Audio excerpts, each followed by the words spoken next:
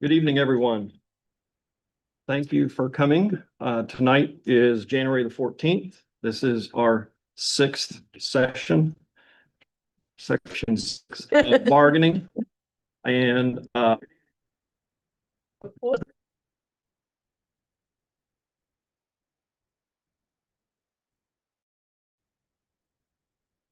it. Okay, that is new. Fixed. I'll wait for it. All right. Yeah, we're good. We're gonna try that again. So this is session 6 and we're here to bargain tonight. We are scheduled to be here from 4:30 to 7:30. We know we have a lot of work to do. The last time we were together, there were 11 proposals that came across the table. In an effort to be efficient and mindful of our time spent together this evening, we, the management side, did send proposals to the union ahead of this evening's session together. So I know that what we have sent forward, they've had time to review. And in sending that forward, in speaking with the union, I'm going to take lead just to kind of summarize what we sent over. And then as we go through article by article or proposal, as we work our way down through the 11, we're going to kind of stop and have dialogue as we go through article by article. So Ms. Yoakum, if that's in order, we'll go ahead and begin. And I have developed a PowerPoint so you can follow along and see as we proceed this evening. I'm going to go ahead and advance to the first slide because I know this is what has been on everybody's minds the most since we were together last. We've spent the last 5 sessions together working on various proposals. The union has stayed fast on the 2.5%. I will say that management has worked very hard on the 2% proposal that you see before you on the screen there. When we were together last time, it was on the record, and I just want to, again, put it on the record because we took advantage of the monies that came off the table relative to the benefit. And that would be the PEA rejection of the paid parental leave and the rejection of the sick leave buyback. We also, since the very beginning, have had the TISA monies that remained out there. So there's 3.4 million in TISA. Now, what has changed since the last time we were together is the fact that the charters, they do a projection of their FTEs and the number of students. Monies are distributed, and then based on how many students are actually there or not, monies are still encumbered with sponsors. So the charter projections since we were together last have trended down, and it has provided additional revenue since our last bargaining session. That has impacted why we're here. So the discussion of the 1% to 2% isn't the fact that it was a mistake, or it's, I guess you could say, new money. It's from this particular outcome that brings us here. The terms of the 2% proposal are really intended to be simple. It is a flat percentage payout of 2% for all pay scale areas and groups. So what that means is, as we think about our grids, and we have all those lines and grids, every grid just gets a flat 2% increase.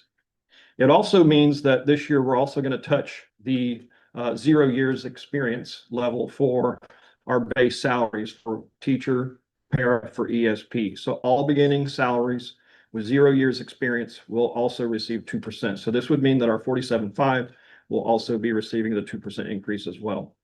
And very important with respect to what we've also talked about from the beginning, and we're all very much aware of our SAP upgrade, is this proposal is with no level movement. And that is to make sure we're staying within what we can efficiently and timely process and get out to the folks represented by PEA. I'm going to pause for a moment and see if Ms. Jenkins has any additional remarks with relative to charter projections or otherwise for the monies that I've discussed. Just for your information and clarity, our charter schools are budgeted based off of their FTE projections, according to the contracts we have with them. And we've received the actual FTE, so their projections are between 4% and 5% lower than what we had budgeted. So that is a source of funding that we can divert to the salaries. What I will do is go forward. This is just a summary of what we're going to hand around in a moment. Ms. Yoakum, it's just more of the sheet that we have been used to for the last few weeks. And I'm going to ask Karen if we can go ahead and send this around. I'm gonna keep mine, so I have it in my file, but send one across to her for her review. But basically, when we were together last, we had also come to the conclusion. I do not have, you have that one? Oh, you don't? You do. You may not make copies, Hmm. but I can make copies. We're gonna make more copies. Miss Yo, there's a very special copy. Thank you. Thank A you very so much. special copy. And you will notice that it follows the same grid structure of what we have been exchanging back and forth. What she is looking at is actually the top grid outlines what is in the column to the left, where it talks about the cost of 25, 26 total staff with benefits based on 8,738 staff being 511,671, 366. That was important because I know all of you have been in this room for the sessions preceding, where we came to the conclusion that we were going to continue to work out from the 8738. So that establishes a baseline of current staff costs.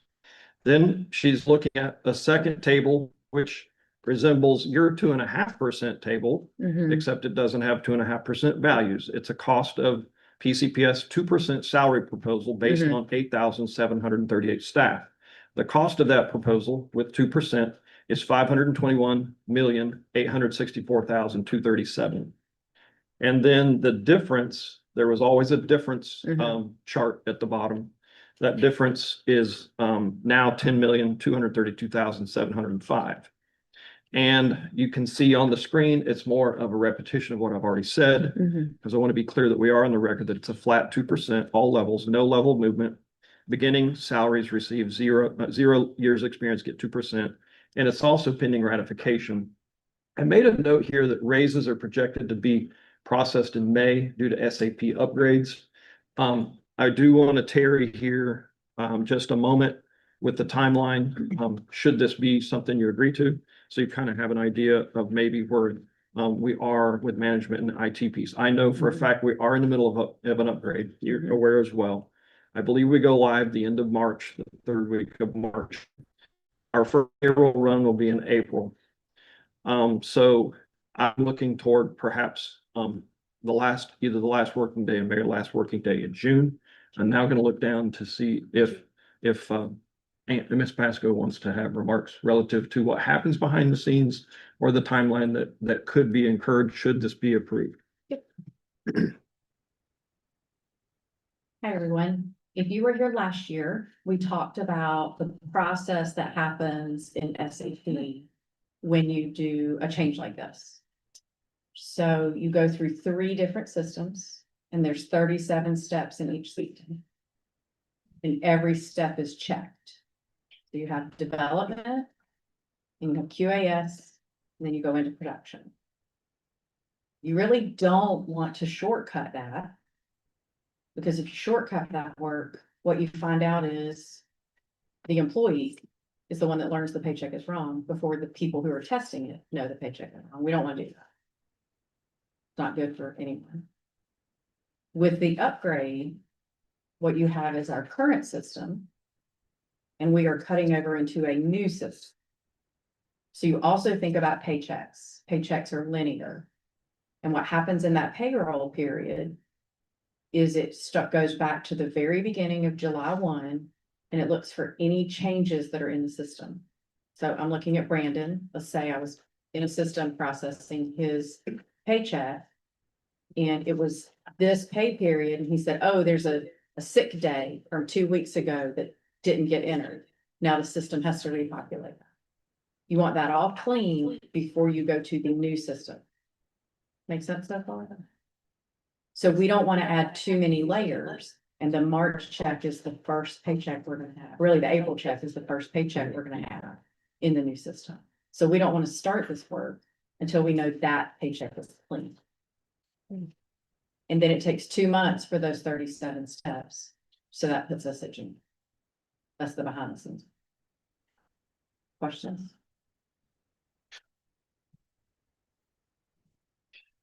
Then I have just one more slide, I believe, in summary, and then Maybe Joachim has a question at the time.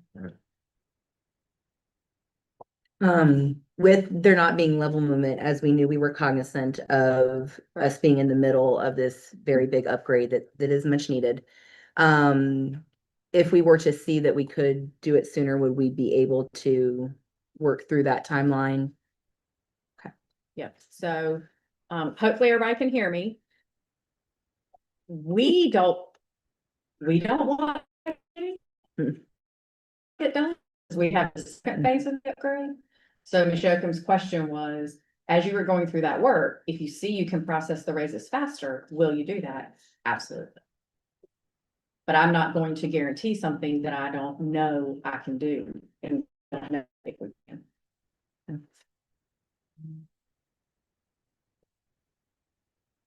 There's an expression I've heard, you under promise and over deliver. So I would like to be conservative and do the very best we can.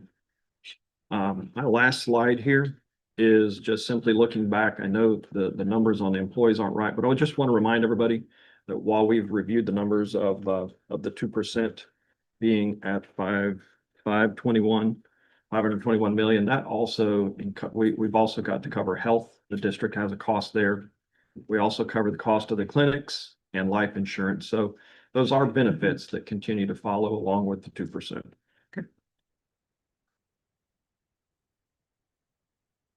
All right,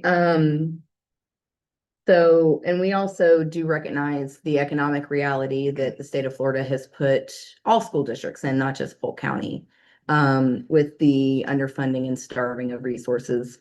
And so this is more in line with what we had felt in the beginning that we could probably do. So I think as a team have been able to digest this and talk through this. And so I think this is, while I'll probably never say that 2% is a victory because it doesn't cover the cost of inflation. We're also cognizant of the situation that the state of Florida has put public school districts in. And I would say intentionally, but that could be just my opinion. And so what we would like to do, as I think we are going to accept the treatment. But what we would like to do is, because I know there's other language pieces that we would like to go back and forth, and then as a totality, because then you guys may need to caucus on a few things with the language.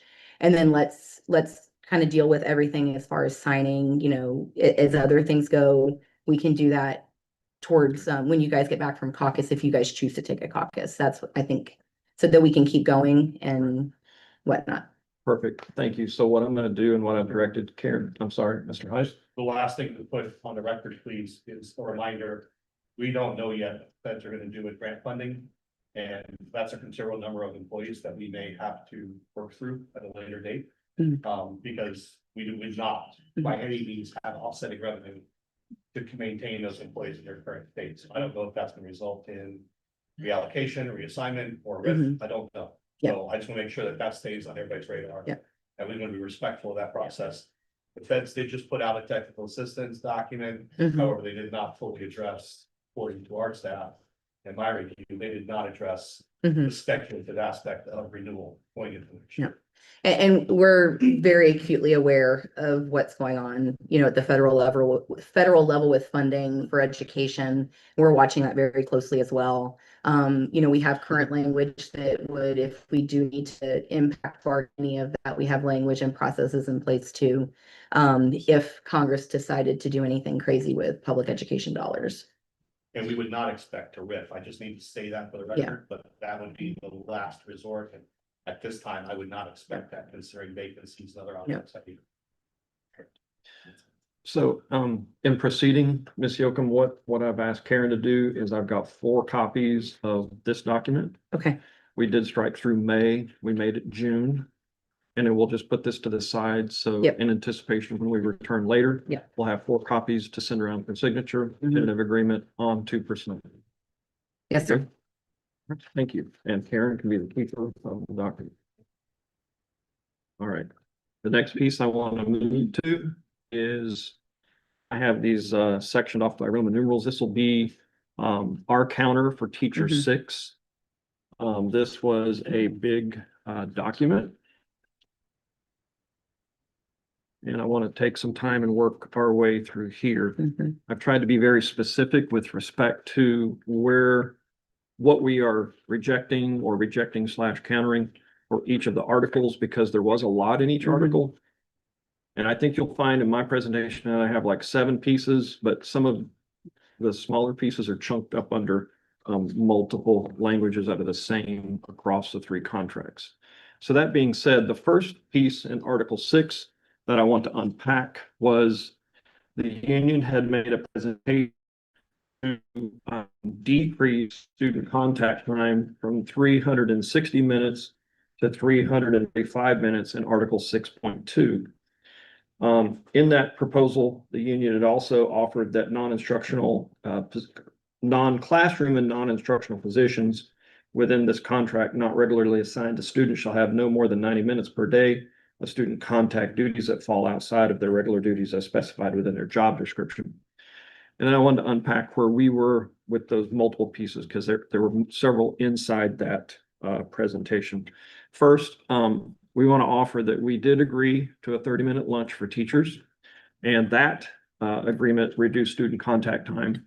And that is scheduled for implementation go live 26-27 school year. The proposal of no more than 90 minutes of reduced student contact time for the non-classroom, non-instructional positions further reduces student contact time for duties that fall outside of the regular duties. What this means is when we do the math and we have a 7.75 hour workday, we have staff that are 2 hours of that day without students with any contact. We still have students that still require the same instructional minutes. They're still requiring the same supervision, and reducing the hours of student contact time while expecting the same output is not considered a neutral change. It's a workload increase as student requirements. One will have to go that supervision remaining unchanged. So non-instructional duties already agreed upon as reviewed, as my review of the contract provided in Article 6.4 and 6.4-1. So I wanted to pause there for a moment. We'll go article by article if you desire. Mhm. So we'll dialogue and have Yep. discussion on 6.2. Okay, and we actually, because there's three pieces in Article 6 in the teachers. And I'm breaking them out each one. So yeah, so maybe what we want to do is per article, if you guys want to go through your three, Yeah, we continue on. yeah, Article do all of your, So your let's pieces in proceed on 6, that. because we have some. So this covers we reject 360 to 345 and we reject 90 minutes. And then the next piece was the planning time on the shortened week. But this one also had I won't say a curveball, but it had something that we could still be open to discussion at the end of it. We reject the planning time change. I give explanation here as to why. We need that time in PLC and faculty meetings to engage with staff for professional learning opportunities, for operational communication through faculty meetings. And avoiding those PLCs or faculty meetings during shortened weeks may seem like a consideration of staff. It disrupts unintentionally the continuity and effectiveness of collaborative planning. So PLCs function best when they occur consistently, allowing teams to monitor student progress, adjust instruction, and maintain momentum. Shortened weeks already compress instructional time, so removing PLCs further limits teachers' ability to respond to student needs. Now, the asterisk down there I think is very important because in the last section of 6.3, in your proposal, you had offered, the last sentence reads, in-service points for PLC work will be loaded into the online district professional development system schedule or by the end of each semester. And I want to be clear, as we present Article 3 and you go back and review what you're going to present to us, the district is agreeable to discussing logistics of loading in-service points on a schedule. We would propose and ask you to consider within 30 days of the end of the semester rather than the original proposal of just end of semester. And then we have 6.62, which air condition control. In what I sent over originally, there was quite an additional amount of explanation. I actually have grabbed a summary of what we previously talked about with the AC control. Mhm. Article 6.62, to maintain heating and conditioning equipment where available to provide a comfortable environment when school is in session, except in emergency situations. We feel the district maintains compliance with CBA. We have continued plans for evaluation, upgrade, or replacement of AC systems. We've talked about those at length here at this table. We have engineering reports discussed that demonstrate best practice set points. We have increased cost of utilities, retrofitting to mitigate increased risk of mold concern. Continue evaluating option of changing thermostat set points to mitigate risk. We remain open to that based on engineering reports that could be evaluated or presented. The proposal spoke to individual assigned instructional staff control for each individual classroom. Some AC systems just are not presently designed for that level of control. And the last point is the employer retains all rights to manage operations. And I think that is all of the Article 6 discussions. And that as a reminder, on bullet number 1, and the second bullet under bullet number 1. We will receive our master facilities deferred maintenance report.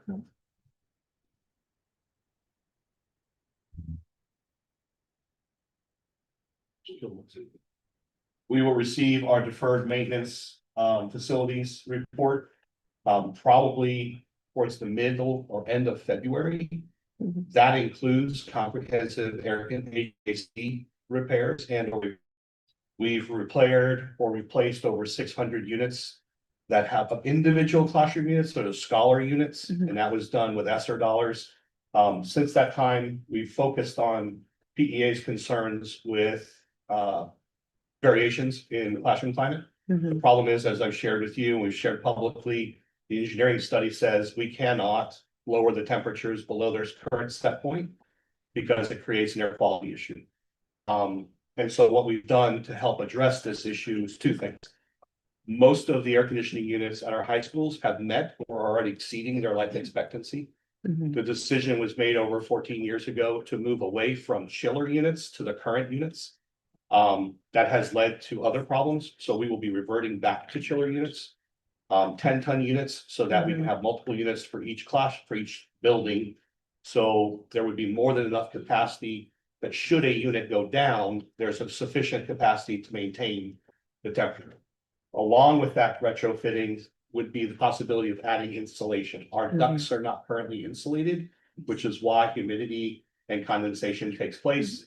And we can end up with air quality issues if we allow the set point to go lower than that. But our commitment continues to be, and you will see, and we'll be happy to meet with you before we present to the board, but there will be a comprehensive plan to address this over at least a 3 to 5 year period of time. The reasoning for that kind of timeline, the manufacturers and installation cannot be done faster than that. Because we're talking about a high number of schools, both middle school and high school in particular, that we're dealing with. So you and the team that we are committed to this, and it will be start to be addressed in February. Thank you.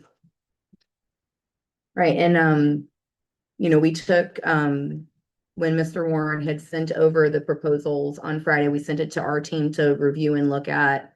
We've had good internal conversations, and so we do have some responses with each article. And so I have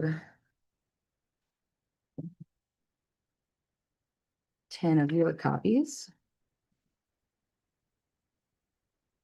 And so, and this is something we will be looking to bring back and talk through.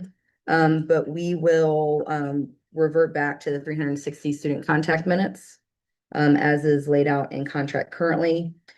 We felt that with the non-classroom, we wanted to clarify, because we're not asking for student academic contact time to be touched. What we're referring to are non-instructional duties that have nothing to do with the academic side. It's the operational side, car duty, bus duty, lunch duties, those things like that, that a lot of non-classroom teachers and non-instructional folks get pulled into. We have some examples that we've worked through Miss Everett's office, and she's helped us rectify some of that with school counselors. But the problem that we're running into with our non-classroom teachers is that they tend to be the catch-all, because classroom teachers are teaching during the day and they're in a classroom already with children, and then your non-classroom teachers become the catch-all for those lunchroom and those other types of supervision, but they have a job to do as well. And a lot of times they're having to do that work outside of their duty day because they have so much duty that's not related to their job title during the day. And so we are offering a counter to that rejection that we think clarifies what the intent of the language is. It's not to take away student contact academic minutes. It's to ensure that the people that are your testing coordinators, your academic coaches, your behavior interventionists, your school counselors, your mental health facilitators that might be on campus, your ESE facilitators, that their time to do their job, that they are that's their main function, but they're able to do that job within a reasonable amount of time to do that job within their duty day. And where we had come up the 90 was based on a classroom teacher structure. You know, you have 465 minutes in a 7.75 instructional day. And then we take out 30 minutes for lunch, you know, minimum of 45 for planning. And then based on that, like what is available then for non-instructional duty time. And so we figured that with non-classroom folks, they don't get a traditional planning period usually, even though they should be, if they're not getting 45 minutes of their own self-directed time, we do tell them you need to talk with your supervisor because you should be getting that per your contract. But we wanted protected time for those folks. And so the language reads that we have countered to you is non-classroom, non-instructional positions within this contract, not regularly assigned students shall have no more than 90 minutes per day of non-instructional student contact duties that fall outside their regular duties as specified within their job title, i.e. lunch duty, car line, morning duty, etc. To be very specific about what we were talking about, because we're not saying no student contact at all. Because if an academic coach's job is to coach teachers and maybe pull small groups, like we don't want to inhibit that flexibility and time that they're getting with students. A behavior interventionist is working with children, you know, that maybe have severe or borderline severe behaviors. Maybe they're working with teachers to help them manage those. Like we don't want, the intent there is not to take away that time. It's to protect their job time so that they can do that stuff. And they're not necessarily at all 3 lunch duties, right? And we want to make sure that sometimes when you are looking at a school and you have your principals or your APCs that are doing schedules, right? You know, sometimes it's easier to just do just assign the duty, lay it out and not be creative. But we want our schools to also be creative in scheduling because they do have flexibility as a managerial right to flex some start and stop times. You know, at high schools, some people start at 6:30 and get out at 2:15. And some people on that same campus might start at 6:45 and get out at 2:30.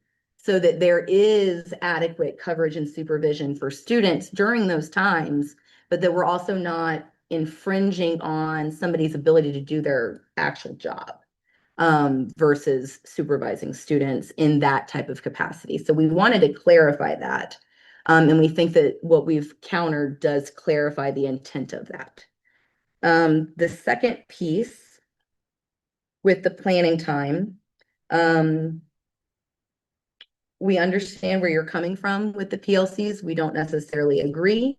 That is something that we can come back and continue to talk about. So we will revert back to current language for that. And we actually were thinking about the in-service points too. And it's funny that you say the 30 minutes or the 30 days, because we're thinking that too. And so we said in-service points for PLC work will be loaded into the online district professional development system scheduler for those who have earned them within 30 days of the end of a semester. And that gives us a North Star too, because this is also being done kind of all over the place. Some schools do it really well and religiously. Some schools might forget, and then we're trying to get people by. This would make it very clear to whoever's loading those points in, it's usually your APC, that they have a time frame in which to do that so that people get their points for recertification. And then we will withdraw the AC language for now, based on, a few factors. We understand the financial obligations and the supply chains and things like that to fix it. And I do want to remind people that if your room is feeling hot You have other avenues in your contract in ADA, if it's a medical thing that we can help you with. And if you are having AC issues, make sure that you're following, the proper process. But if it's not getting taken care of, let us know. So that we can help navigate that and uplift that, because if something's truly wrong and it's not being addressed, we want that addressed. Because our contract does say that. I just lost it. 62. Yeah, thank you. You know, our current contract language does say, oh my gosh, that maintaining heating and air conditioning equipment when available to provide comfortable and healthy environment. And so if you do feel that that environment is not healthy or comfortable, we have remedies to do that as well. And so, but we are pulling that language for now. And so the two things we're countering with are the non-classroom parameters for non-instructional duty time, non-instructional, not academic contact time. We want to make that clear. And the in-service points for 6. Can I ask a clarifying question? Yes, I'm sorry, not to go on your pieces, but you said the end of the 30 days after the end of the semester? The end of the semester is December 19th, which means. it would be 30 like working days. Okay. That's is defined in our contract. Okay, as long Yeah. as we have the working Yeah, days. in yeah. it. When we say days in our contract, unless it's otherwise specified, it's working days. I just want to make sure we're all clear on that. No, that's a good, Because that would. because we have 2 weeks off at the end of the if we didn't- semester. Substantively different than what we. Yeah. So you're in agreement? Yeah, I'm just making sure it's working days. I thought I heard you rejected ours and you responded back. No. But I thought you. No. My bad for partially listening. I'm closely. so that's our counter for 6. I'd like opportunity to go back and we will caucus on 6.2 based on what you've asked us to do. And I know everybody probably knows this, but they taught me earlier never to assume. It's a horrible word. But when we talk about non-classroom and non-instructional, I wrote down in margin, we're talking about like school counselors. Yes. The dean is a person that kind of is like is a weird caveat to that perhaps. I wrote down media, network manager, Mhm. teacher. Can you talk to me? Have I Mhm. missed any? And maybe talk. Testing coordinator, behavior interventionist, Maybe talk academic about- coaches. Well, and I think with deans, because their job is student supervision and discipline and enforcement, that's why we said job title, right? Because if you're an academic coach, is the best use of your day and 3 hours at lunch duty when you should be in classrooms supporting teachers and students? I would say no. And I think a lot of our folks say no. Now, and that's why we were specific to job title, because to your point, and we have Kevin if Kevin wants to speak to it, he is a dean. And is very, intimate with that job because he's been doing it for a long, long time. But that's why we said job title, because if you're a dean, that is your job, to make sure that students are being supervised and they're dealing with discipline. So do you have anything to add, Kevin? I would just say it would have to be respected in the fact that like. For people that have chosen to be a dean, not go to an assistant principal or something of that level. Then it's not as though that dean should have to pick up duties where they're staying until 6 o'clock at night and being told, well, you're an admin. You're not an admin. Those roles have to be defined more clearly, Mhm. what is it exactly Mhm. we're being asked to do. If we are on a teacher contract, then technically we're able to leave at 4:30 at a middle school, but how is that reasonably happening? Mhm. You know what I mean? It can't be, well, you're expected to stay. Well, why am I expected to stay? You know what I mean? So I think those have to be clarified. Mhm. Thank you. We'll caucus on 6.2 and come back. Okay. Later as well. All right, so. Next thing we're gonna do. Is look at my second section, which specifically is teacher 4.15, para 4.28, and ESP 5.28. We have counters for you in that regard.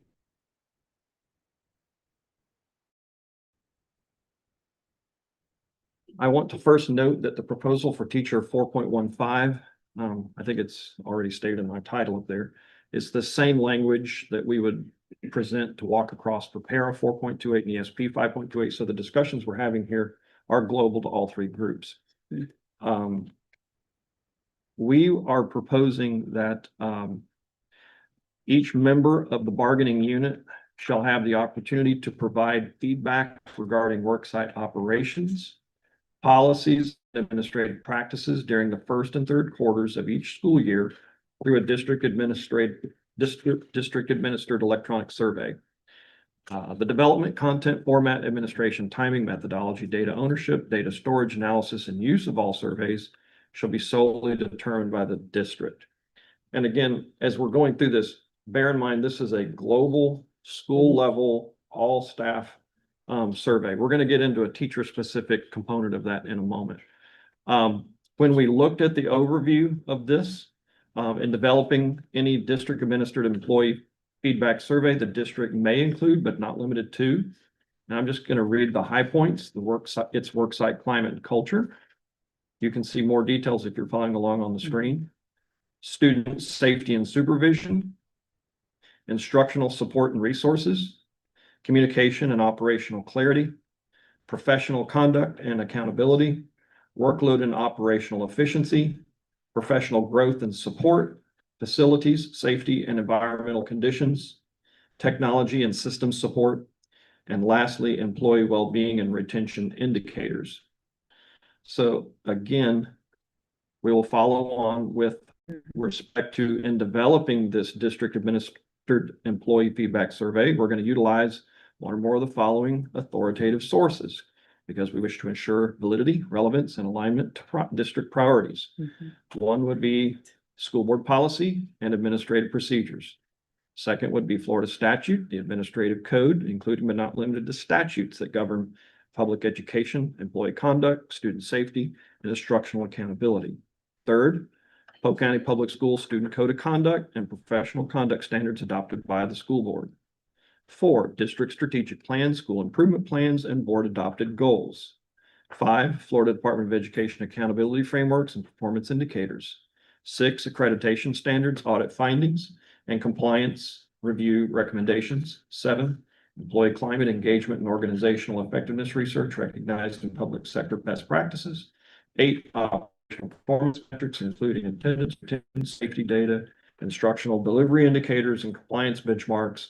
9, stakeholder feedback mechanisms approved by the district, including parent, student, and community surveys administered under district authority. And the last 2 pieces are kind of ground rules for how this happens. Surveys shall be administered anonymously at the district's discretion, but at least once per semester. Survey feedback is intended solely for continuous improvement of district operations and worksite morale and shall not constitute evidence for disciplinary action, grievances, or evaluations unless independently substantiated through formal district procedures. Survey administration shall occur upon approval of the superintendent, chief of schools, or additional designee. I'm going to pause there because that's the global piece across all 3 before I go into the teacher specific component if you'd like, Ms. Yoakum. Yep. All right. Well, You may go on? yeah. To the teacher piece. So that covers all 3. Now the next piece starts with this big giant note. So now we're talking about teacher 4.15-1.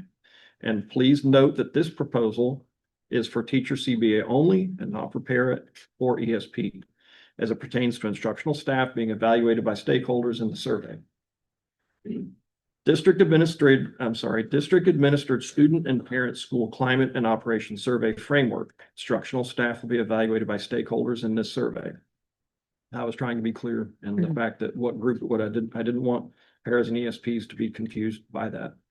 Purpose and administration. Each member of the bargaining unit, students and parents, guardians, shall have opportunity to provide feedback regarding school operations, climate, safety, communication, and instructional supports through a district administered electronic survey conducted during the first and third quarters of each school year. The development, content, format, administration, timing, methodology, data ownership, data storage analysis, and use of all surveys shall be determined collaboratively between the PEA and district. And I will pause here because this is one of the key factors that's different than the one we just read. Because this one brings in collaboration because we're dealing with the instructional pieces and it would be a collaboration between PEA and the district. Surveys may be administered anonymously, conducted at least once per year. Survey feedback is intended solely for, and that's the same piece that I've already read. So I wanted to focus on the key piece of how this is different. Now we'll get into the various components of the survey content domains. In developing any student and parent feedback survey, PEA and the district may include, but not limited to, the following. One is school climate and culture. Two would be student safety and supervision. And again, I'm asking you can follow along with additional details under each of these domains. Three would be instructional support and learning environment. And four would be communication and family engagement. Five would be fairness, conduct, accountability. Six would be scheduling and daily operations. Seven would be student support and development. Eight would be facilities, safety and environment. Nine would be technology and learning systems, and 10 would be well-being, engagement, and retention indicators.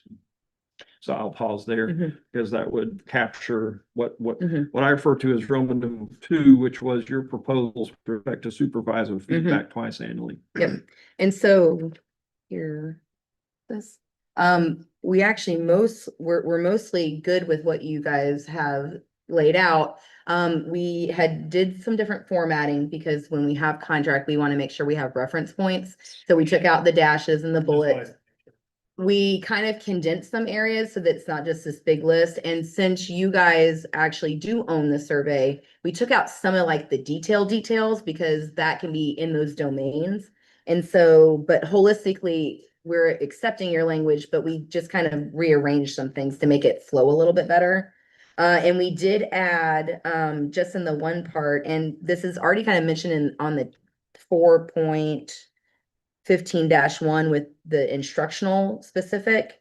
So what we would like, that when it says the development content format, administration, timing, methodology, data ownership, data storage, analysis, and use of all surveys shall be solely determined by the district.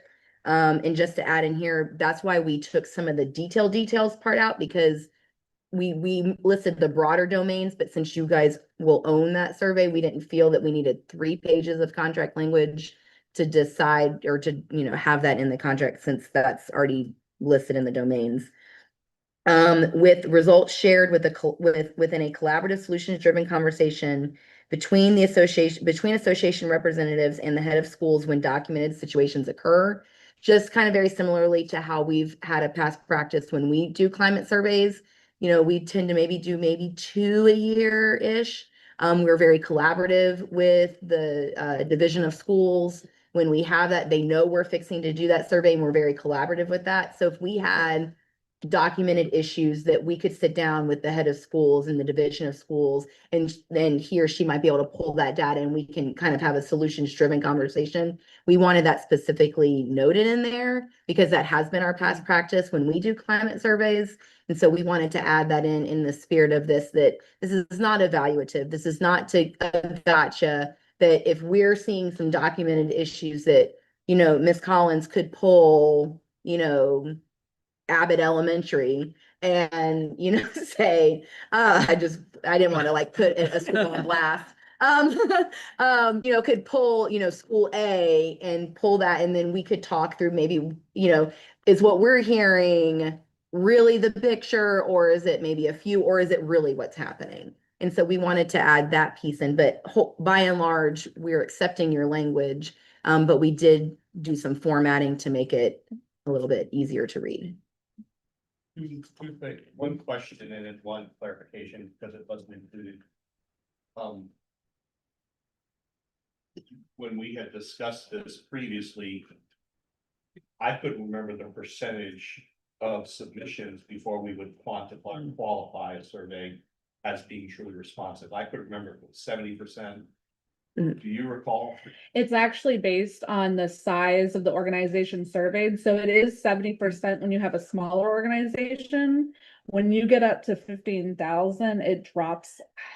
I can't remember. These the are number. school specific, right? They're School not specific. district-wide. When we do surveys, we're looking for at least 60%. Okay. And so that when we bring it to, previously Mr. Green and now Ms. Collins, All right. we really try to strive for getting a 60% turnout to have a good conversation. Then we would just ask for a friendly amendment to put 60% in there for both surveys.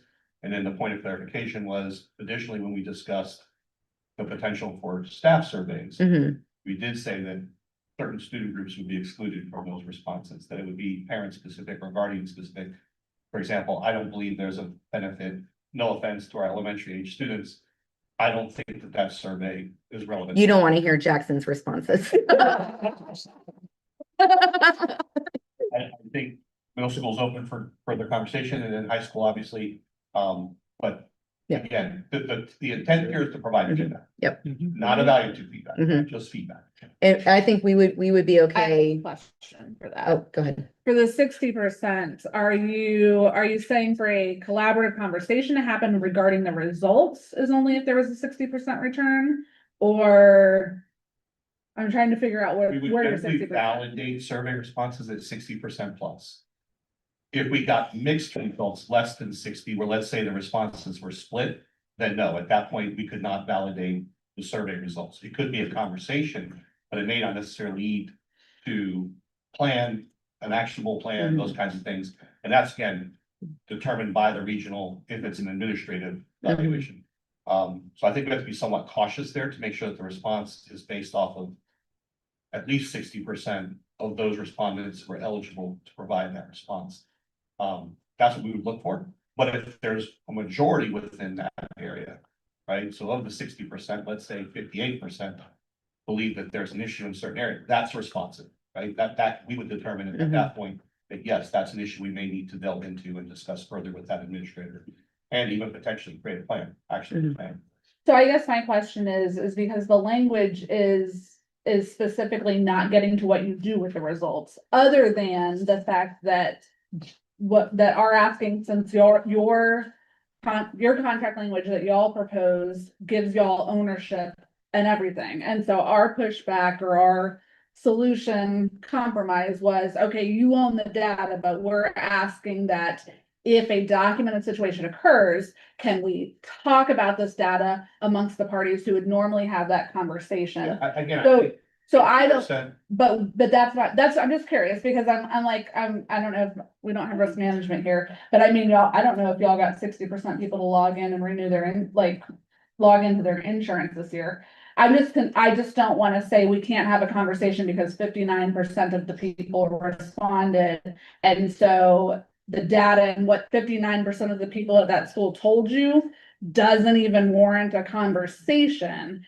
That's what I'm trying to figure out. Yeah, I think, 60% because that's what the response rate, that's what the research, actually, the research says you should have a 70% response rate for climate surveys or higher in order to be able to develop an opinion of issues that may need to be addressed. What I'm suggesting is, even if we use the 60%, if at least the majority, 50%, 51% or more, identify a particular area of concern, that's going to be a conversation.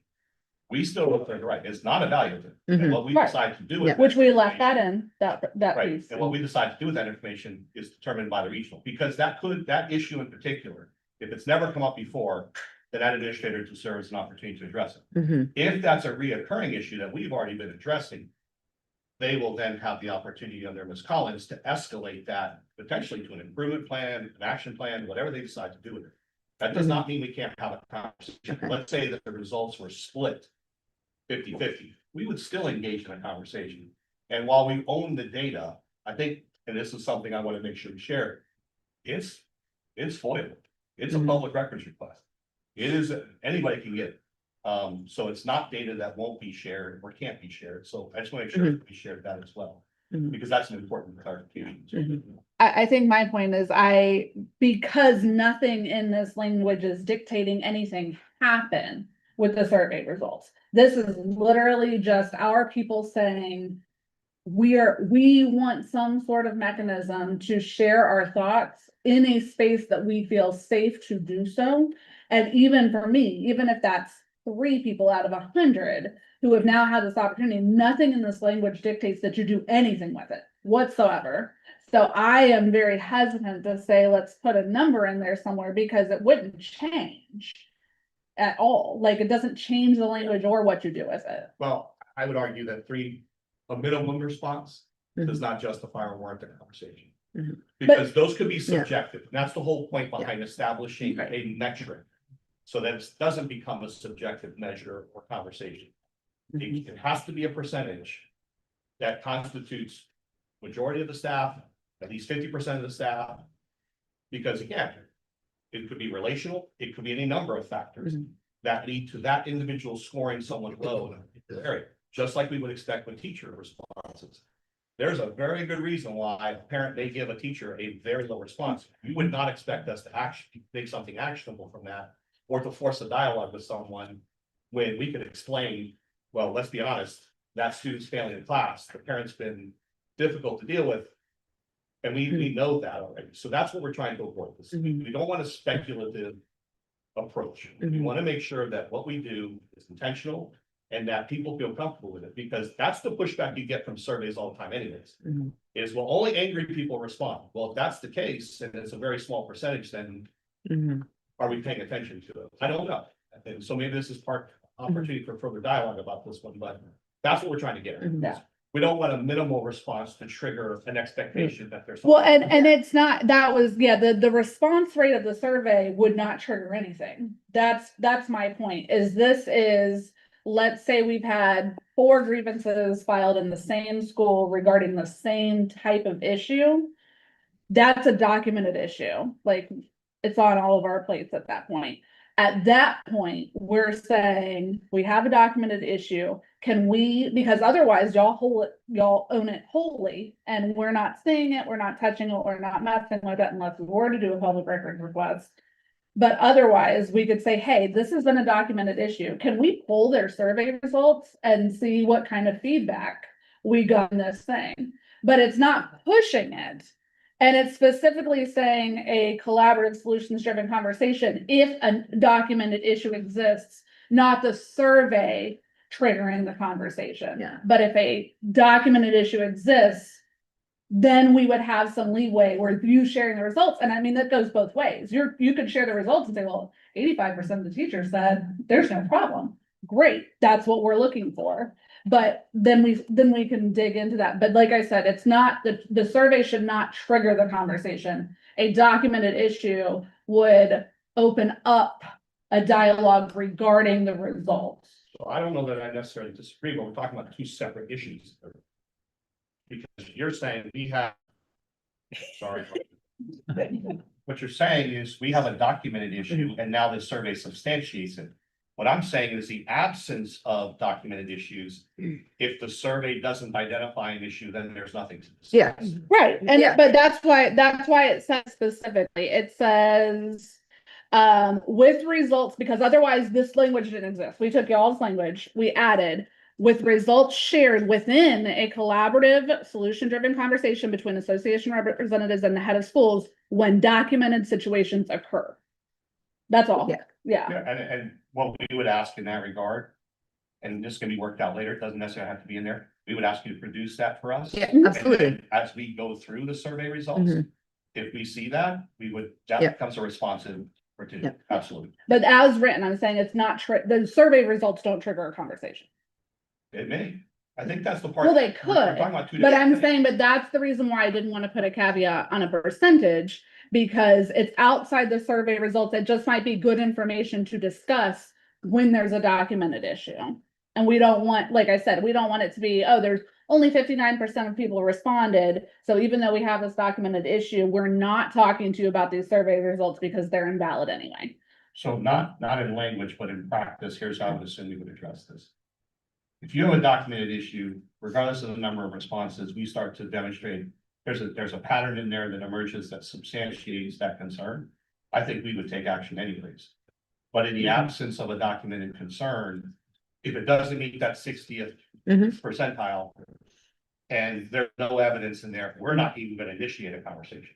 Well, and we're not that's what I'm asking, saying. Yeah. We would ask PEA to actively Yep. communicate to us saying, here are the schools Absolutely. that we're getting Mhm. grievances from, here's the specific topics. Yep. When the survey is run, can we Yep. correlate? Can we I believe we're cross- saying the same thing. Yeah. Well, there's 2 Yeah. separate kinds of surveys. Mhm. I want to make sure we're making a Yep. distinction between the 2. One is regardless of the number of responses, Mm-hmm. if you have documented complaints and we see a similar pattern, to your point, let's say 30% of the staff respond, but that pattern continues to emerge in the survey, that's a conversation. Yep. That we're gonna initiate with you and you're gonna initiate with us. Outside of that, if only 30% of the Mhm. staff respond and there's no visible pattern. Yeah. It's dead. Our thing We was would just- agree. Yeah, our thing was just if you own all of the data, we wanted some sort of caveat in place to where at some, if it's necessary, those results outside of a public records request at 10 cents a page, that we could have a conversation about that, not even necessarily see the data, like, but have a conversation surrounding that data that was gathered. So, because if it was 50%, that doesn't mean the data is not valid. It's just maybe for you, not valid enough to base major changes on. We just didn't want the results of survey or survey data to never Yeah. be a topic of conversation with us when we know that there are times that it would be very beneficial to have that. We'll take your language back. Okay. We'll talk about it in caucus to make sure we're on the same page. And it's mainly, you'll see just outside of that, what Kat had just reiterated, we just kind of formatted a little bit differently and took the bullets out. And so that we had like A, B, C, or 1, 2, 3, so that we had actual references. With just the highlights. All right, thank you. We'll move to what I call Roman numeral 3, which this was your proposal, PEA's proposal regarding came under staffing plan. This was the executive staff setting proposed. PPS rejects the executive staff to sub the language you presented for teacher 8.2. I didn't provide all the language you presented. I'm just going to provide some rationale for discussion and presentation that the district rejects the proposal. We believe first that the proposal regulates executive employment. They're not working conditions. They're outlined in the proposal, which by default would be a mandatory subject of bargaining under Chapter 447. That limits us to wages, hours, in terms of conditions of employment. So the proposal does not concern any of those. Instead, it attempts to mandate how the district deploys its supervisory and executive personnel, assign their duties, and structure its instructional operations. Further, it speaks toward assignment of supervisory personnel, utilization of executive staff, instructional staffing models, and support structures for ESE behavioral and transformation programs that are inherent managerial prerogatives reserved exclusively to the employer. And these are governance decisions and not bargaining unit working conditions.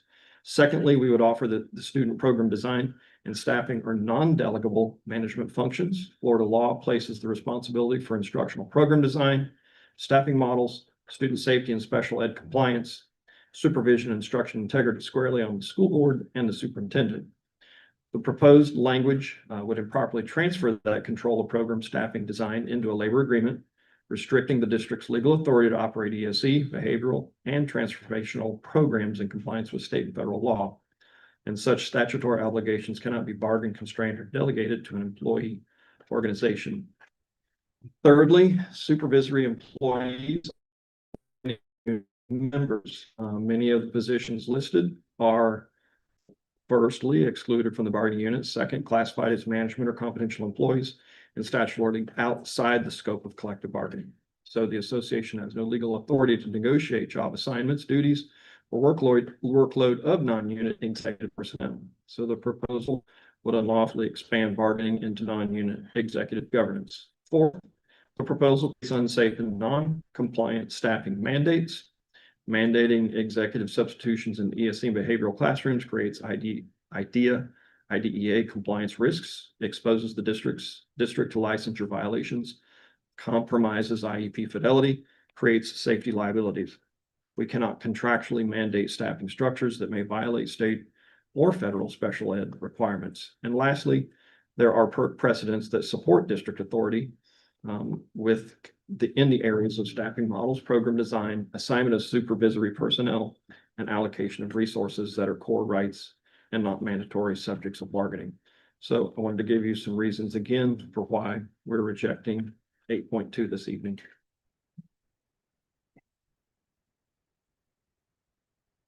All right, well, while I think we disagree with almost everything that you just said, I've also been talking, to our legal counsel too, and we are going to withdraw this right now. But I will say I do disagree and I think we as a team and we as a bargaining unit disagree with your position. Because the work that we're doing, while everybody's job makes the district run, the job that our bargaining units are doing, in addition to our bus drivers and our custodians, and folks that we may not bargain for just quite yet, we feel that upper management may not have been in a classroom in 20 years and may have never been in a classroom. And we do feel that that gives perspective to the work. And while I work 10, 12, 16-hour days on a regular, I do go in and sub. I try to sub once a quarter. I did it right before break. I was a drama teacher at Davenport School of the Arts because that was our winter. And I will do it again in the third quarter, and I will do it again in the fourth quarter, because it is important that if you are out of the classroom in a position like mine, albeit I am elected and I could return to the classroom at any point if my membership did not like what I was doing, I would go right back to being an algebra teacher. It is important to stay connected to the work, right? When we are dealing with children and we are directing a district that is educating children, it's important to know the work that we do. And so I would encourage superintendent that maybe if it's just his policy, that he does send his executive staff, and that I would encourage that. While we may not be able to make him, his employer may be able to make him, we'll see. But I think that it's important that people are connected to the real work, right? We can get lost in spreadsheets. We can get lost in upgrades. We can get lost in that type of work, and then we forget what really grounds us, which is educating children. And while I don't agree with this, we will save this fight for another day. All right, thank you. And again, I'm gonna go into the details here as I'm tracking our notes along. So you are withdrawing the proposal rate 1.2. So I've made a remark here, no TA needed, and we just revert back to original language with respect to this proposal. So there won't be anything to caucus or bring back. This will be dead on the table where we're at. The next piece is what I call Roman numeral 4, which was the our counter to the union with respect to teacher article 15.2-2 for walkthroughs. And in your original proposal, you were looking to not have any evaluative walkthroughs until after or following the 8-day count. We are proposing in what we proposed and what is on the screen above, no evaluations can be documented until the completion of the 5th student contact day. And we struck 8th-day count unless observations support the presence of an evaluating triggering condition. The language below is new about the triggering condition. An evaluation may be initiated prior to the completion of the 5th student contact day when credible evidence exists that one or more of the following exist. And again, I will hit the high domains: student safety or welfare, substantial instructional breakdown, professional conduct violations, persistent documented deficiencies, and operational integrity disruption. And so that is our counter to you for teacher 15.2. Right, and here is 15 for us. So to start, we will accept the 5th day student contact day counter from management.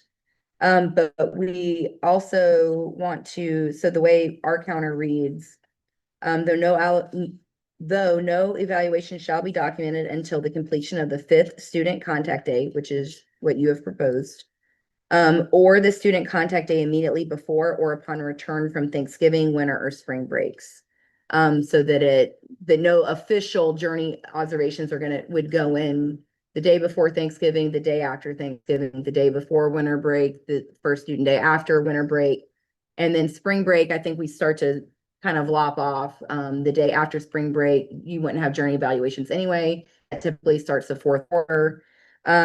We struck through your quantifiers because also before Ms. Rouse was chief of staff, working with her in professional development, I don't think Journey can accommodate what you've countered, because I don't think Jason Carroll can do a caveat like that. Like, it has to be very strict with programming. Like, you can't say, well, it's the 5th day, but we might have some exceptions. I don't think that that's how Journey works. I think it either has to be turned on or it's turned off. But despite that, all of the bullets that you listed out, those wouldn't, in our opinion, be Journey observations anyway. Those would be disciplinary issues. If there is student safety or welfare risk that is a documented occurrence, that's their avenues at that point. That's not necessarily a Journey observation. Substantial instructional breakdown, I mean, and we're just talking about small windows. Like, if you're seeing gross instructional breakdown within the first 5 days, that's a separate conversation. And that's most likely with a brand new person that we want to try to coach up. And so Journey is not necessarily going to be the driver there. I mean, once you start putting in evaluations, if that consists, you're going to see that pattern anyway. If there's professional conduct violations, again, that's not really a Journey issue necessarily, or an observation window. That's other avenues, maybe in the discipline realm, like, and then operational integrity disruption. Again, these are not really necessarily Journey observations. These are other mechanisms that are outside of the observation realm.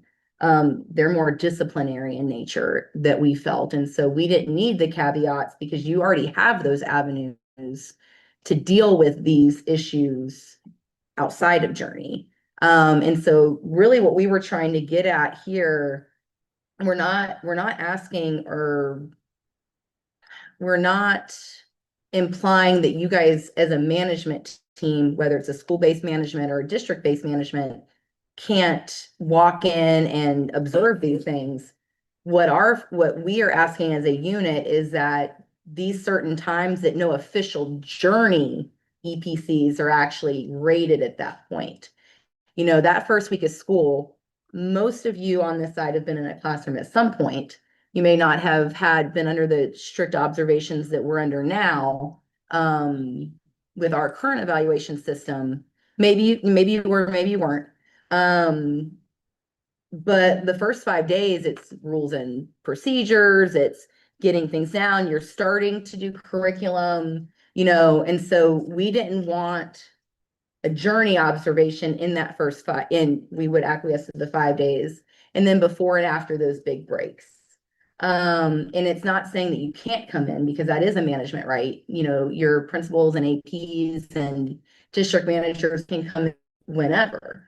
And that is your right. And you should be, as managers, walking those classrooms, specifically in those first weeks or so, that you're establishing good culture and climate on in your campus. Like, that is a good practice, and that is best practice. And so the bullet points that you outlined, we didn't feel were Journey observations anyway. You have other mechanisms to deal with that if they were to happen in those first 5 days. And so that is why we made it short and sweet with the counter that we have proposed.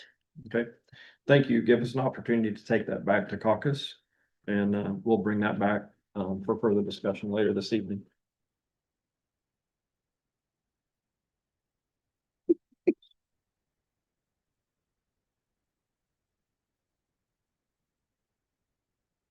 The next section I will move to is what I refer to as Section 5, Article, well, it's not Article 5, the 5th part of our original 11 points that were presented last time. These all deal with right of assignment, and I called them 5A, 5B, and 5C. 5A referring to our counter to teacher 14.7.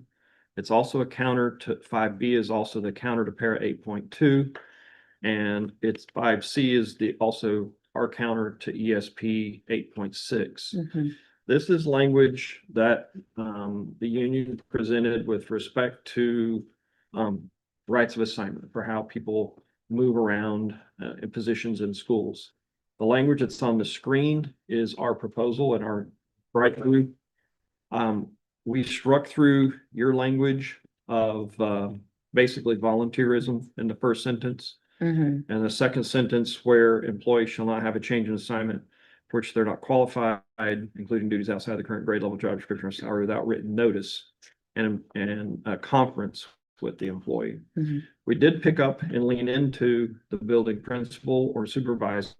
You can't see it in what maybe I said or what's on the screen, but we struck must and we put may. The building principal supervisor may provide in writing reasons for which the change in assignment is necessary to the functionality of the school or program if requested. We changed that from must to may because we reserve that that's a management right to move folks around. I don't think the discussion is we don't want to talk to them about it because what we're going to talk about later opens up a process for us to discuss. But there has to be a clear right for principals to be able to manage and strategically by way of performance or by way of teams that they're building to move around. So maybe volunteers don't always fit that particular priority. If the employee disagrees with the written, I remove reasons, the team remove reasons, and we presented assignment. So if the employee disagrees with the written assignment provided by the principal, they must appeal within 1 workday. Upon appeal and to avoid disruptions to student learning and program, the employee will not be reassigned until the regional superintendent can review the reassignment and render a decision. We make a determination of necessity, and also the language of the determination necessity must occur, and it just should flow on. And our proposal render a decision within 5 workdays. So we tried to take part and parcel and lean into pieces of what you presented in an effort of collaboration, while also seeking to make sure we retain and preserve those management rights the principal should have to move positions in a school. And I think that's all for 5. Brian, when you're using the mic, point it more at your mouth. I can definitely do that. Hold on just a second.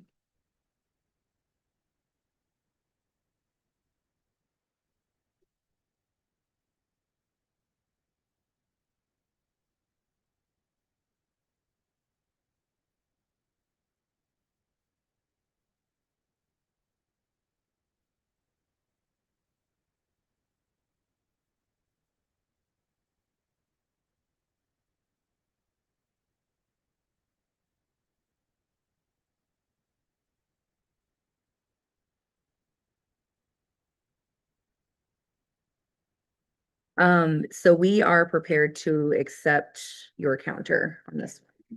I forgot to pick it You up. also need to point it at your mouth. We are prepared to accept your counter. You did acquiesce to a lot what we were asking for. And I think this is a good start. So once we start signing, we are agreeable to sign your counter. So thank you. I'm making a note here that this will be an item to TA Mhm. as well.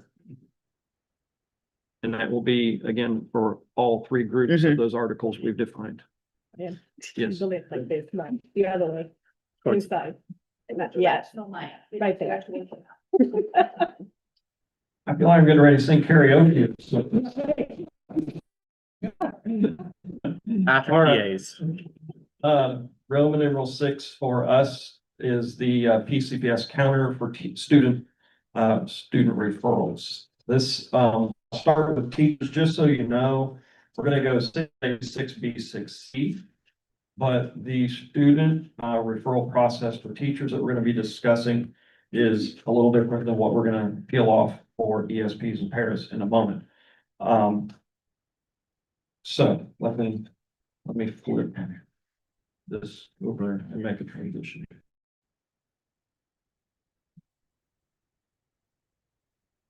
Where did my, the one we just had PA, oh, shoot, we didn't hand it across because we're gonna take the one just as presented. So we're gonna need 4 clean copies of that one. And I have some, Okay.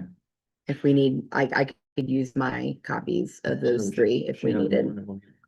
Two.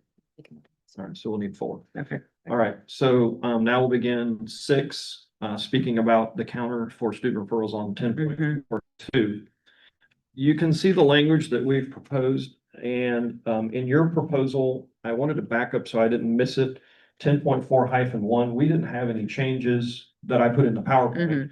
Where you added in 10.41, the whole sentence would read, when an offense, persistent behavior, or effective behavior makes the continued presence of a student in the classroom or other area intolerable, the student may be referred by the teacher or any other member of staff that witnessed such misbehavior.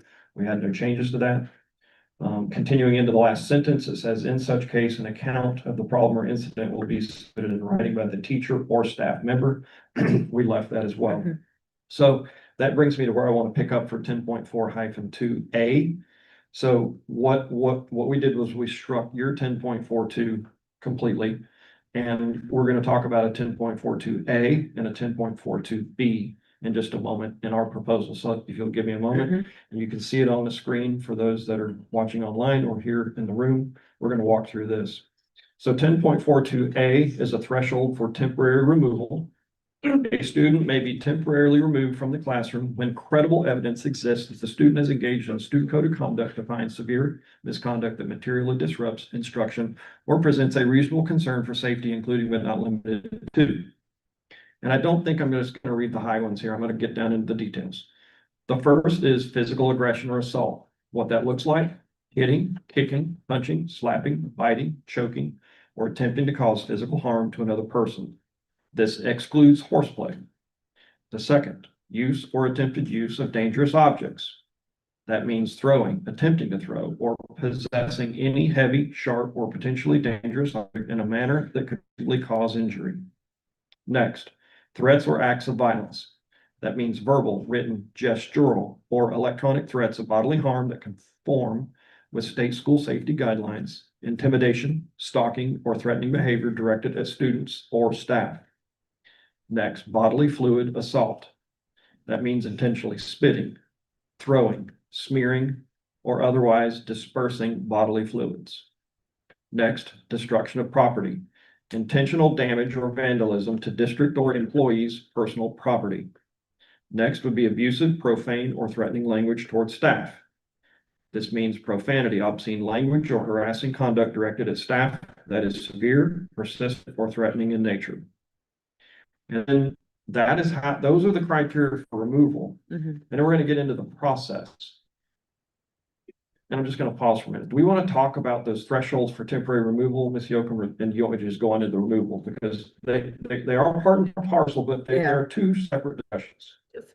Go ahead and finish, and then we'll have a. So now if we have these conditions, these behaviors, now we're going to remove the student from class. And here's the removal and review process. When such conduct occurs, the teacher shall document the conduct using a written referral, identifying the specific behavior or behaviors observed and applicable Polk County Public Schools Code of Conduct provisions or provision. The student shall be temporarily removed from the classroom pending administrative review. The principal or designee shall review the referral, provide the student notice and an opportunity to respond, and determine appropriate corrective action consistent with the Polk County Public Schools Student Code of Conduct. Students who engage in conduct listed in subsections 1-7 above shall not be returned to the referring teacher's classroom for the remainder of the instructional day. And so that, I'm going to pause there because that's the teacher piece. The next one I'm going to get into will be the para and ESP specifically. Would you like me to pause and have dialogue with respect to teachers? Yeah. Okay, so I have, as I'm writing notes down, so we saw that in 10.4-1, you've accepted R in that section, so I have that as a check. So by and large, we are accepting your language. One of the concerns we did have was in 10.4-2, we want to make sure that our existing language stays. You struck through 10.4-2. We want that to revert back to current contract language because that is what's currently ratified in our contract in 10.4-2. And then for 10.4-2A and B, we didn't change anything in your language. We did number them instead of having bullet points in 10.4-2B. But we kept everything. And actually now I'm seeing and you had it on your counter when the last one in 10.4-2B in number 4, it says in subsections 1-7, that actually needs to be 6 because there's 6 subsections in A. So and I just caught it too. Yeah, good, fine, thank you. There were And 7 originally. yeah, and so we would just need to change that, but by and large, we are in agreement with how you've outlined this. The only difference, which I will put across to you guys now, is the unstriking of existing language in 10.4-2. And so we want that current language to stand. I think we're good. I just want to make sure that the 10.42 discussion. I Yep. see what you're saying. So we're gonna leave the old language. Yep, Your new language, when the student behavior includes, Yep. is removed in Yep. the proposal. yep, and then we have accepted your proposal for the new 10.4-2 A and B. But just note in the B section, instead of the bullet points, we numbered those. Okay. And then we will make sure that we'll do it 1 through 6 instead of 1 through 7.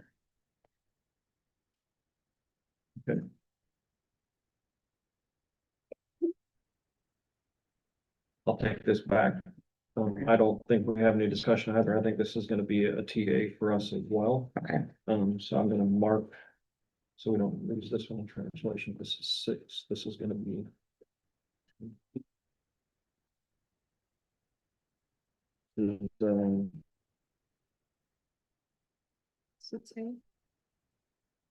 This is, yeah, 6A. And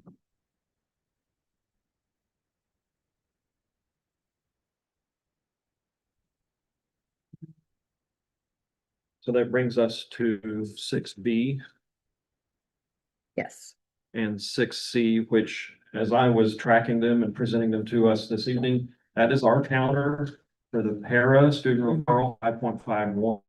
And basically the ESP student referral 4.51. I don't get too far into the weeds. I put it in here for the record because what I did review with the actual attachment had the onboarding here as well. But yet we also have another proposal with it all in there as well, just Mhm. making the record clear.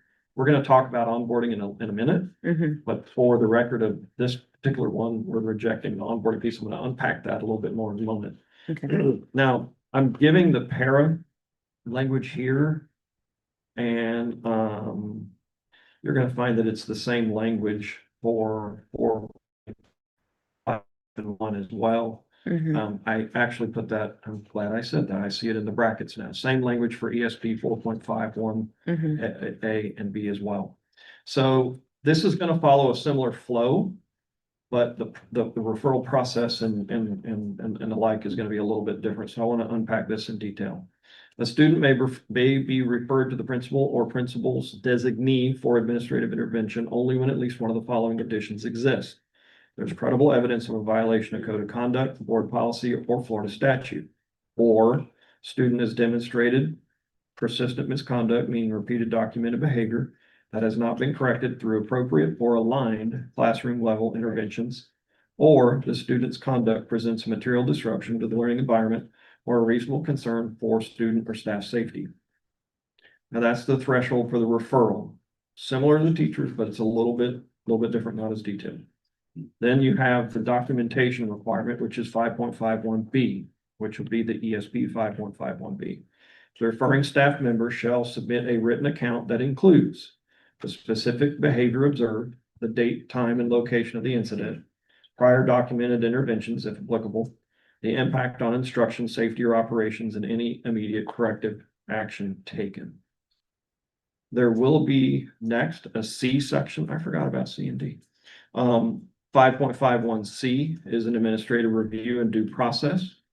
Upon receipt of a referral, the principal or designee shall review the documentation or sufficiency and student code of conduct alignment, provide the student with notice of the alleged conduct and an opportunity to respond, and determine whether the behavior meets the criteria for formal disciplinary action under the code of conduct, issue a written disposition consistent with progressive discipline principles.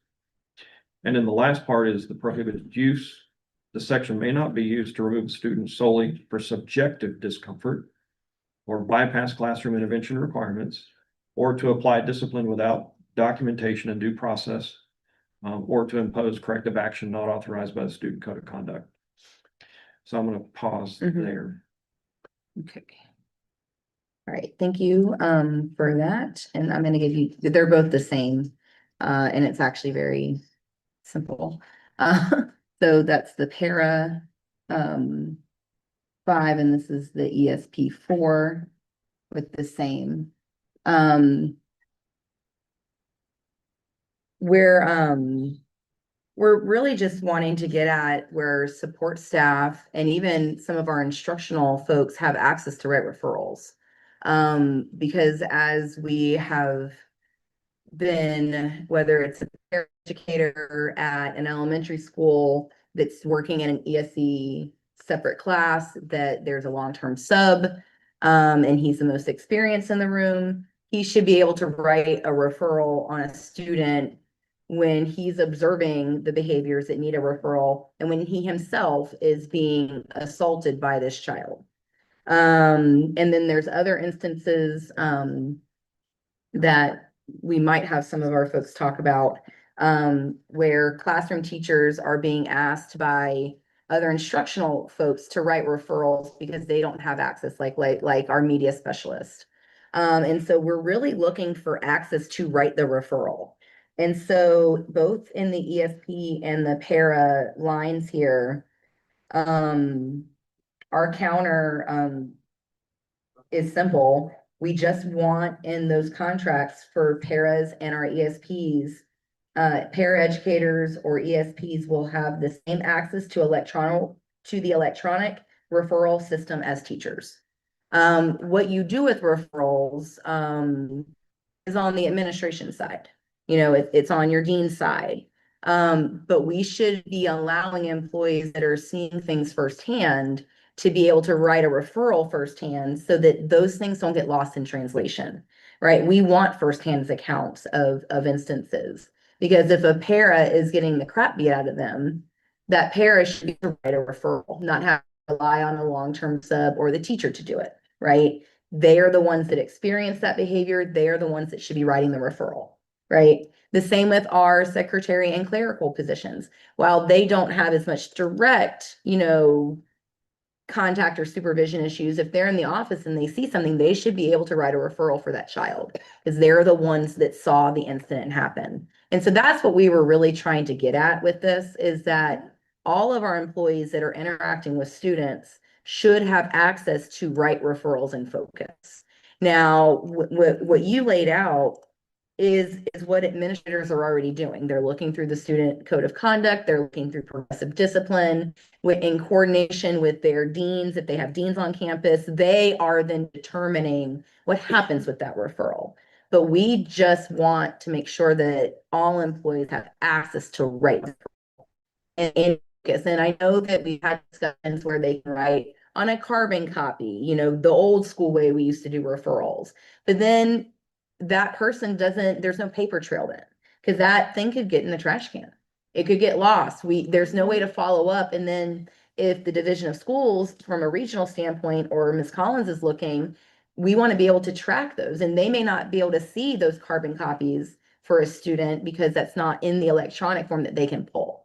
And so that's the intent here. We weren't trying to get at anything convoluted. We really wanted to ensure that all of our people in our bargaining units had access to write a referral. And then that means there's accurate reporting. That means that the firsthand accounts, you're not doing he said, she said, he said, that person that experienced the behavior and witnessed it firsthand can then write the referral. And so that's our counter. It's very simple, one sentence. Paraeducators and ESPs will have the same access to the electronic referral system as teachers. Thank you for that explanation and clarification. We'd like to take that back to Okay. caucus and discussion.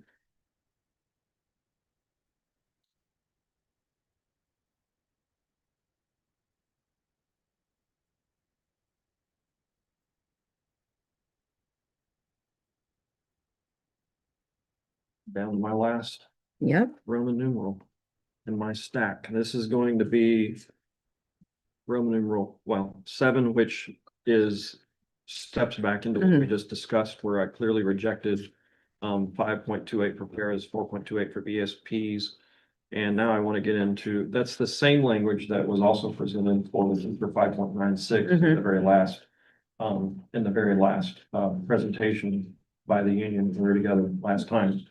We are rejecting, that proposal. And you can see across the top of this slide, it again reiterates, the articles. It was just duplicated multiple places. This was language where the union had presented that basically each employee covered under PEA shall be required to visit the PEA office in Bartow as part of their onboarding process prior to being released for duty in order to review contracts and be apprised of their rights and general processes and procedures as an employee of the district. As we reviewed this, we took issue with the fact that Florida is a right to work state. And it's clear that we can't make union membership or union involvement a condition. We take of issue with that employment. too. That applies to joining a union and to other conditions tied to union status. State statute says that membership or non-membership in a labor union is not required as a condition of employment. Union dues, assessments, etc., are voluntary. No one may be discriminated against for refusing to join a union or pay dues, i.e. Florida legislature. The principle which flows from chapter 447 and Florida Employee Relations Act is the backbone of the labor law for public employees in Florida that we speak about routinely at this table. Secondly, the district cannot force a visit to the union office. Requiring employees to go to a union office as part of onboarding before release up to duty is the functional equivalent of compelling involvement with a union. That crosses a line of what Florida law allows. Right to choose representation. Public employees have the right to join, assist, or refrain from joining an employee organization of their choosing. And I will say further, we're very open with you guys coming into the schools. We have the spaces in the teacher lounges, the bulletin boards, access to the mailboxes. There are multiple places that we also engage with your organization there. And what is legitimate? While unions and school districts can include useful information during orientations at CBA, such as information about contract terms, rights, grievance procedures, etc., attendance at a union space or obligation to meet union representatives as a precondition of employment can't be required. Employees must freely choose how and whether to engage with the union consistent with right to work protections. And it's important that you look at the very last part of number 3. The district would be amicable to developing a schedule for onboarding and or orientation that would allow for new hires to voluntarily attend a breakout session to be delivered in conjunction with PCPS staff regarding contract terms, rights, evaluations, and grievances. What you're hearing us say is it's a problem coming to Bartow. We would be amicable to say, okay, if folks want to voluntarily come to a room of 4 engine miles and you break out to the side and we have a session in that regard, that'd be something that we could work through and talk through. Right. So that's our rejection of that. I apologize, there's an error in that last sentence. Okay, I'm sorry. And we would ask for a friendly amendment for consideration. The district would be amicable to developing a schedule for onboarding and orientation that would allow for new hires, that would require new hires to attend breakout sessions to be delivered in conjunction with PCPS staff regarding contract terms, rights, evaluation, and grievances during the onboarding process. And I believe that that's mutually mutually beneficial. As we discussed before about this particular item, so we're happy to amend that, even if we have to go to caucus and bring it back. But it So would the be word required allow, as part of onboarding, as one of the required breakout sessions. What cannot be required and what we would allow for is at the end of any of the days where we're having in-person orientation or onboarding, the union may stay in a breakout room, as well as any of our financial investment groups and those, and if staff voluntarily stay and join that, that's very different than us requiring them to attend that. But we do believe that we have an obligation to co-facilitate information to our new hires. And I think we're addressing the poor concern there. And then You at are. the end of the day, the union could have their own breakout session, because then we're stepping back and we're not mandating that as a volunteer practice. Yep. So I apologize that I made the error in that last sentence and we'll. So then we would, we are countering, but it's very similar to what you have actually countered, with a few little changes that we'll discuss. And that really does get to what we've been talking about for years. Since COVID, we've lost opportunities to have new employment, new employees, have in-person training. And one of the things that we've been doing is calling new hires just to say, how are you doing? How are things going? And one of the patterns that I picked up just in my 2 hours of calling on a Saturday was that they felt that they didn't have enough information up front about how things actually worked, and that they really wish that we had more information up front, because once you're thrown into the thick of it, you're worried about the actual job. You're not worried about the business side of the job at that point. And so I think this is something that we need. And we as an organization, people need to know what's expected of them and what their rights and responsibilities are. Because contracts aren't just about rights, they're about responsibilities too, on both sides. And so we do have, and this would mirror into the para and ESP perspective parts for the onboarding. What we are countering, which is a lot of what you guys put out, but it says the district will work collaboratively with the association to create a schedule for onboarding and or orientation that would require, based on what Mr. Hyde had just said, that would require for new hires to voluntarily attend an in-person breakout session to be delivered in conjunction with PCPS staff regarding contract terms, rights, evaluation, and grievances. Oh, and sorry, voluntary. So, because it's going to be required, because it's a new hire in collaboration. So then it would read, sorry, I'll read it again just for clarification. The district will work collaboratively with the association to create for onboarding and or orientation that will require new hires to attend an in-person breakout session to be delivered in conjunction with PCPS staff regarding contract terms, rights, evaluation, and grievances.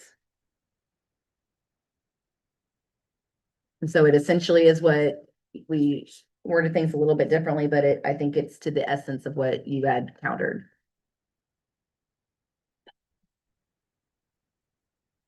And then that would go over into para, into the para and ESP articles in para 5 and ESP 4. So thank you. And so by what I've been tracking, we have now What's your mouth? got all of the information, all of the articles that we had, that you had presented to us last time, have been discussed with either counters or rejections. Some of them we're already at a TA on. We have at least 4 or 5 items here we need to caucus on. Okay. So that will be our next item of business, to caucus and then to come back. Is there anything else you wish to discuss with us? No, I think we're good. Only because I saw the conversation. Yeah. Oh, I was just No. making sure that y'all had the same language Yeah. that she had written on her. Just because I had made the amendment that Mr. Hyde had said, and so I was making sure it flowed right. Right. Very wide amendment. All right, I'm gonna turn this mic off, and I guess for recording, we're gonna go. Yeah, we'll go into caucus. Yep. And in my team, if we can go over to the room next.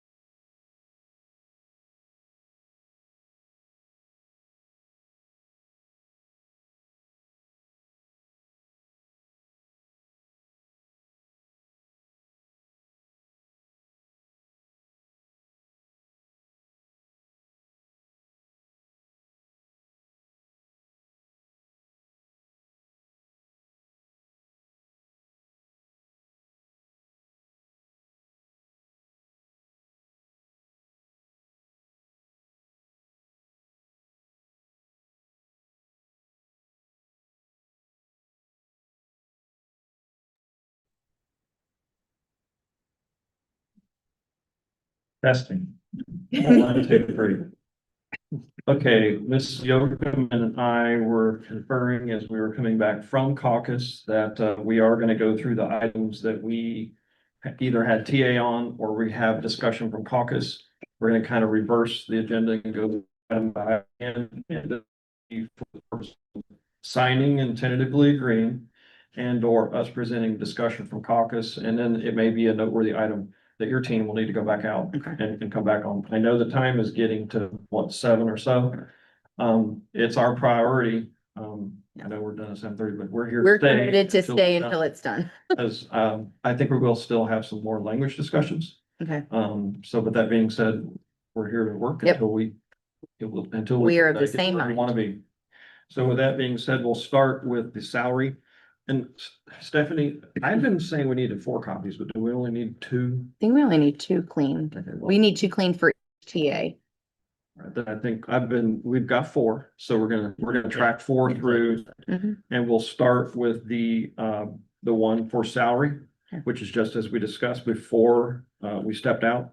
The only change you're gonna see is we've said from May to June, if you just want to look at that, and we'll start signatures.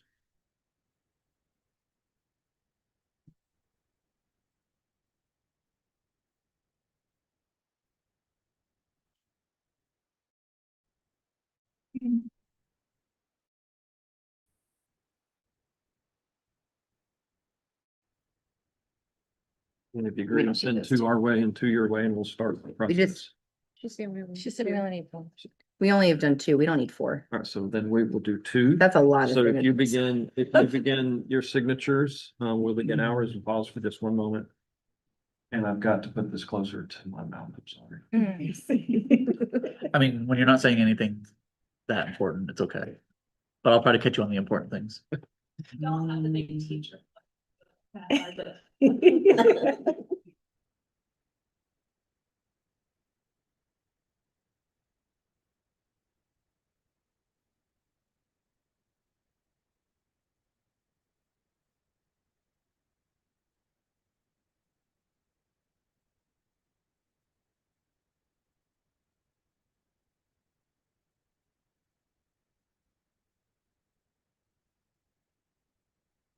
Just for clarification, with Mr. Pitt's absence, Heather and I will be signing representing the district tonight.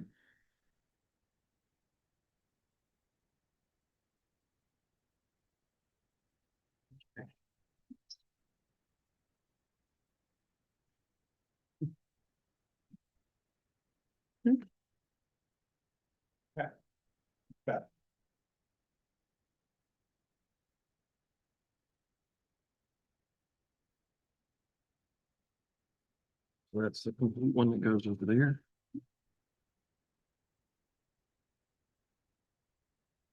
And a complete one that's, and a complete one that stays here, and we have our first tentative agreement on the 2% salary, making progress. All right. Next, we're going to go into where we started with the Article 6 teacher workday. One moment. Yeah, my sister. Do you need space? And I need space, but I got my system.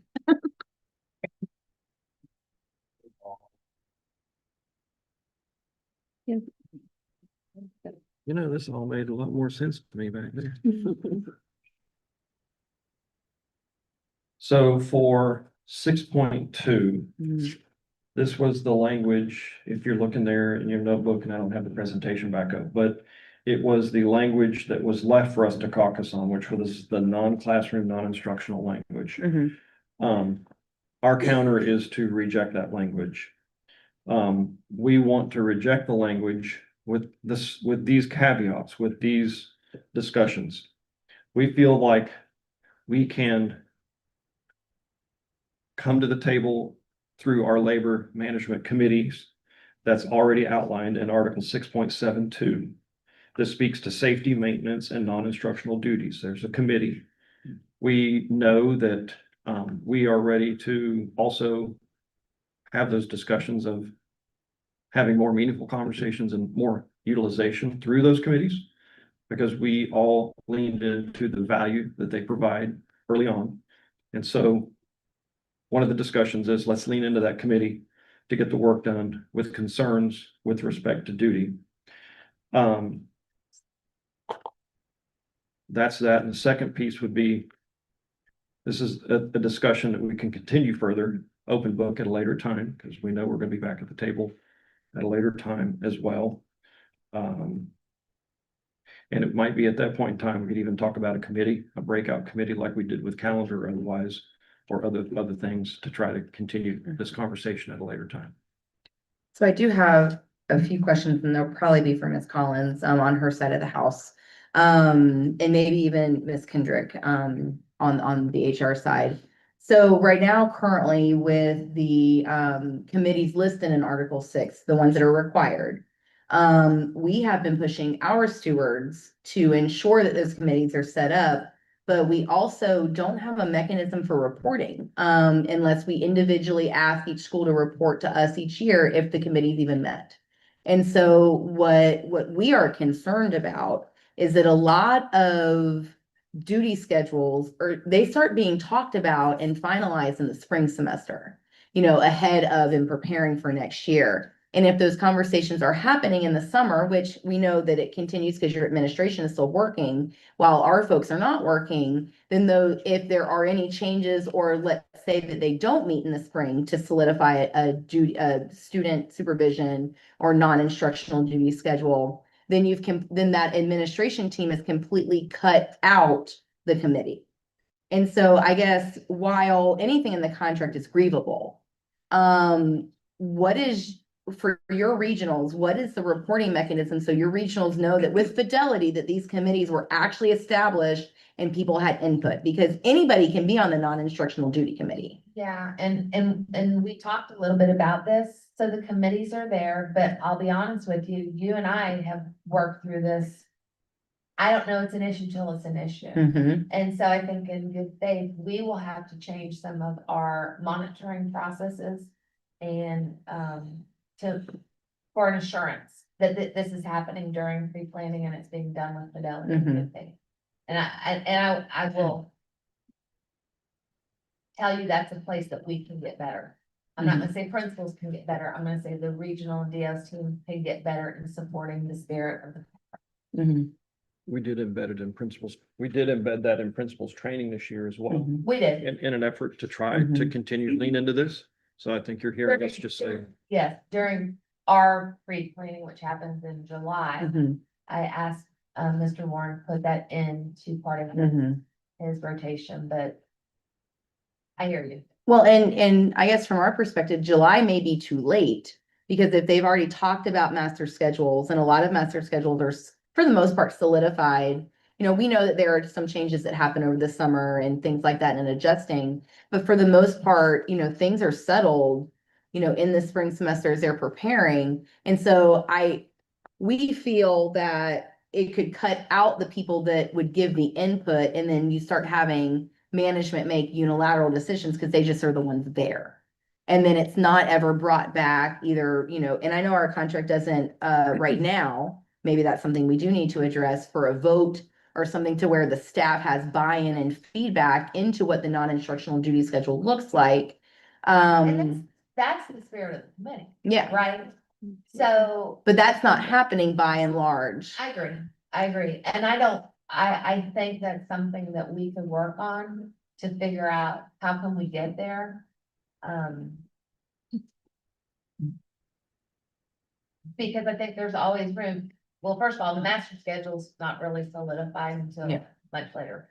But, they may present during pre-planning week what they intend for the duty schedule to look like, and then work with those people on the committee for feedback and everything, and be open to tweaking it and hearing their feedback. But I think we would be short-sighted to think that it was gonna be developed during pre-plan. Well, but I think that's where the problem is, because when you have a committee and you have whether it comes together during pre-planning, which we know pre-planning is chaotic for instructional staff that are just coming back. We have 5 to 6 days, depending on, in the last couple of years, 6 days. That's not a lot of time to then establish this. And so, and it's been my experience in this role that most teachers are people pleasers. And they are not going to go against somebody that has power over their evaluations and working conditions and how their life is at work. And a lot of times they acquiesce, but then they will acquiesce because they feel like they can't say no. And I think here where we were trying to get at is to have defined parameters for non-classroom teachers so that they weren't being taken advantage of or being told that, yeah, just be a team player. We need you to do those 3 lunches and you can do that stuff later. Or, and while the principal may not say that directly, that's how people internalize that, right? It's like, oh, just be a team player. We need you to do these lunches, or we need you to be here. We need you to be here. And then they're drowning. And the committee, so I'm personally a little hesitant. Well, this is something we will have to caucus to make sure that I'm not doing something in a silo. And then, So with our proposal, doing the math, after you take away their planning and lunch, our proposal leaves 300 and the 90 minutes. That leaves 300 minutes or 5 hours out of their 7.75 hour day to do their actual role. Because we were talking about duties outside of their actual role. So my question is, if they're taking up even more time than that, so then I have less than 5 hours a day, at what point does this position, should this position still exist, if you are saying that their job can now get done in less than 5 hours a day? Because our proposal is guaranteeing them at least 5 hours out of the workday to do their actual role that they were hired for. And anything over that 90 minutes now puts them at less than 5 hours. So why do we have them? Why are we paying that money versus? I think we're A talking cheaper about 2 position. different things, Kat. I think if let's say you're my testing coordinator. Yes. Brandon. There you go. If I am regularly scheduling you for all of these things outside, that's different than if we're not in testing season and I need you to pick up some other things because right now the counselors who were doing 1 lunch a day, I need to have flexibility with my non-classroom personnel. I don't, Student supervision is always gonna be paramount. So days that we have testing coordinator meetings, Brandon did his duty, but he's not there to do it. So who absorbs that? So regularly scheduled, I hear you, but I think we have to be respectful that every day, that while the kids are in the building, we have to make sure they're supervised. So my question is for y'all, what would be the appropriate minimum amount of time that our people are guaranteed to fulfill their actual role on a daily basis? So how many hours should a reading coach spend being a reading coach? How many hours should, what was one of the other ones we listed? behavior intervention. Behavior interventionist. How many hours of the day should they be actually doing behavior interventionist work?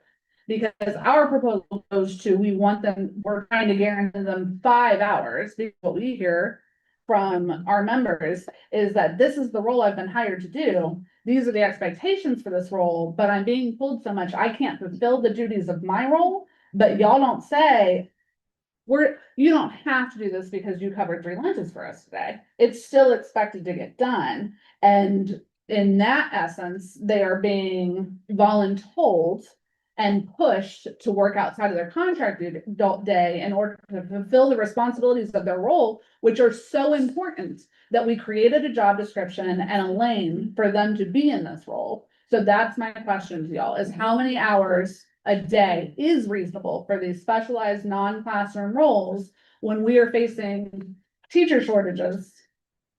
How many hours do they need to be fulfilling their primary role to make it count? And then that's the math that we should be looking at.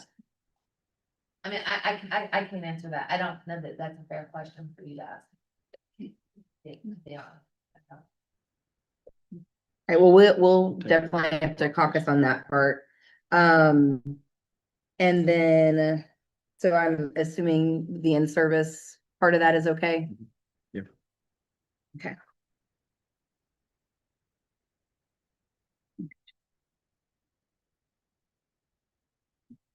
Thank you.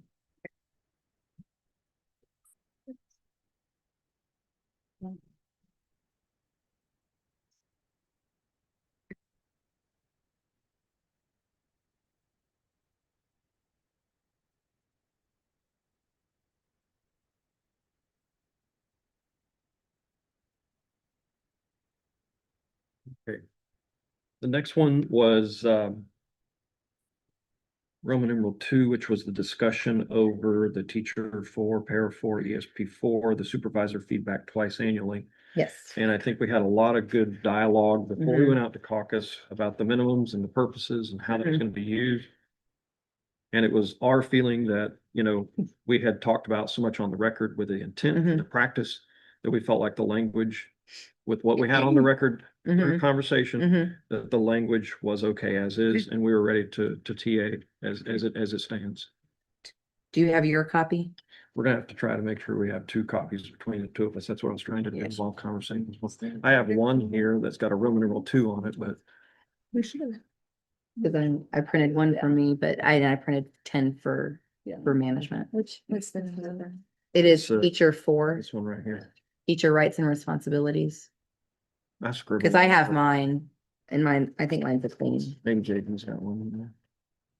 Anybody else? Let's see, got this one. Is there another one down there, guys? We can use mine and I can print You mine didn't write on again. yours? No, I didn't write this You one. wanna set them both up the Yep. same? Yeah.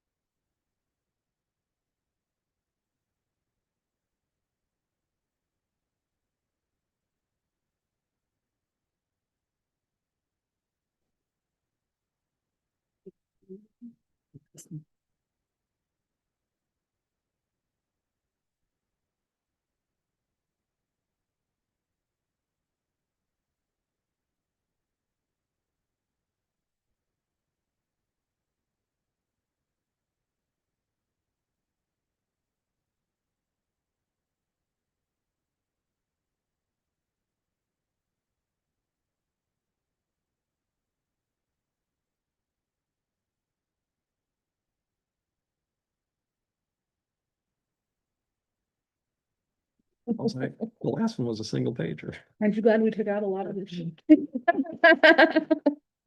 Like, let's take it slow. Would have been 2 more pages.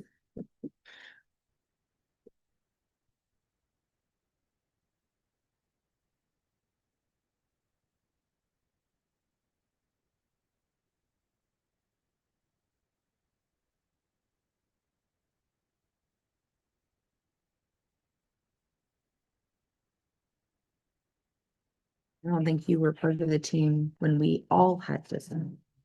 Was Were unforgettable. you? You were still in that- doing it when I got here. Yeah, it's pretty, I changed that after the first one. I'm like, we're not doing.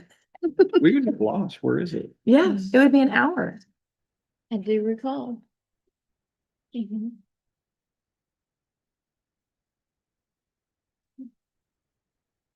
We have 2.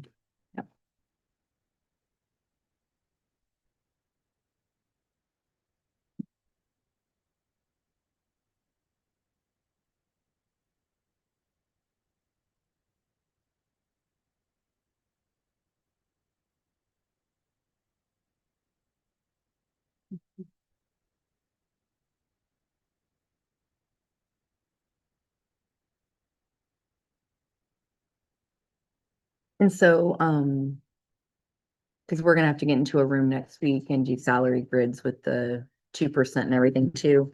So what I'll work on with para 4 and 5 is I'll take what we just signed in teacher 4, so it's the same exact, and I'll bring those when we meet for the grids.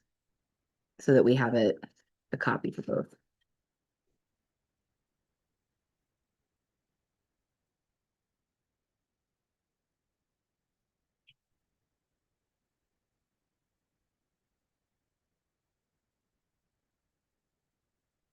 That one's done. So here's your copy, your Thank second you. TA.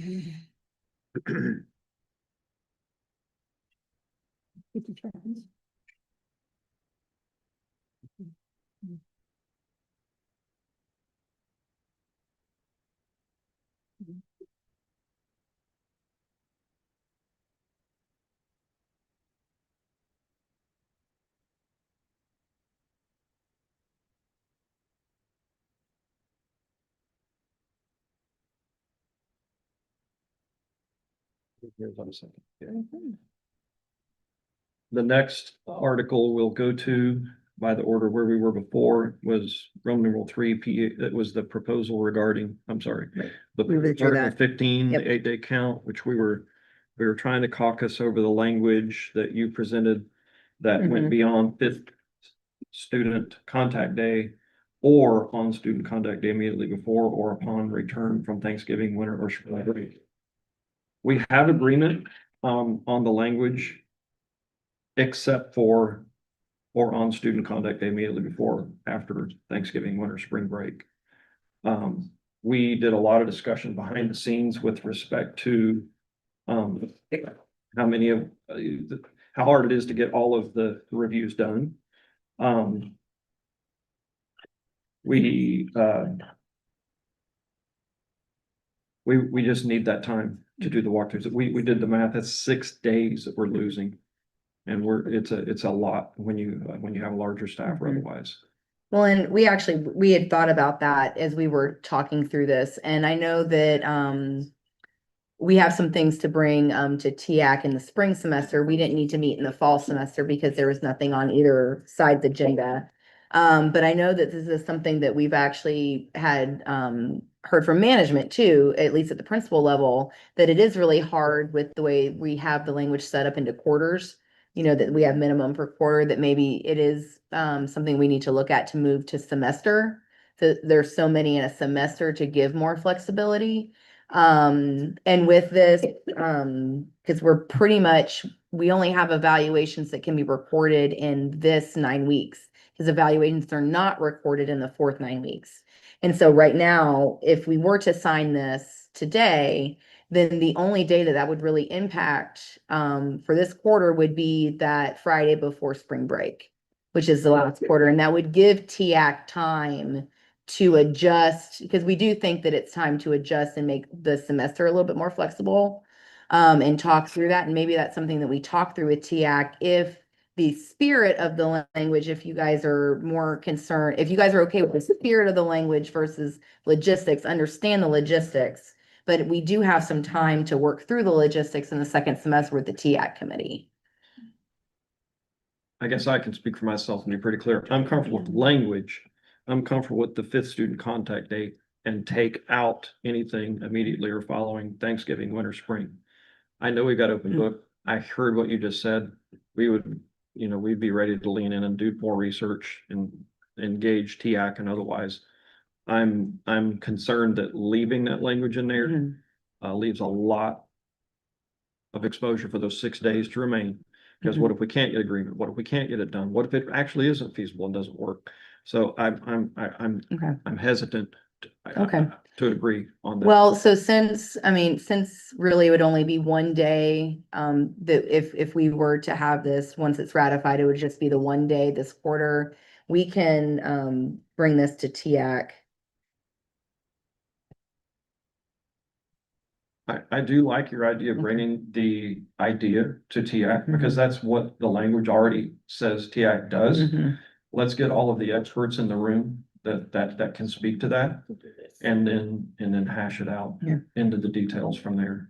Well, and I think what we'll do, is we'll be in agreement for right now to just make sure we have the 5 student contact days codified. But that is something that, and we'll make sure that, I get with Miss Riley Hawkins because so that we can get TAC scheduled, because that is something we do want to discuss pretty aggressively. And to your point, correct me if I'm wrong, but once TIAC is done, we bring that right up and it's Yeah. kind of a, we've already Yeah. shopsmithed it and gone through all of Okay. the things we need to go through. So to get this in place, what we'll do is we'll bring the before and after the breaks to TIAC. Because it would only impact one day remaining this year, which would be the day before spring break. And then we will workshop that with TIAC and bring that back. So what we will do is though no evaluation shall be documented until the completion of the fifth student contact day, period. That's correct. That's correct. So we need 2 copies to reflect that strike through and we'll be ready to sign. So I would be okay if you want, because do you have readily access? That did not come out very well. Do you have access to a printer that we could do that here? Or do you just want to clean this up next week? We can TA. Anything that's sent to me, I can have it printed on the spot.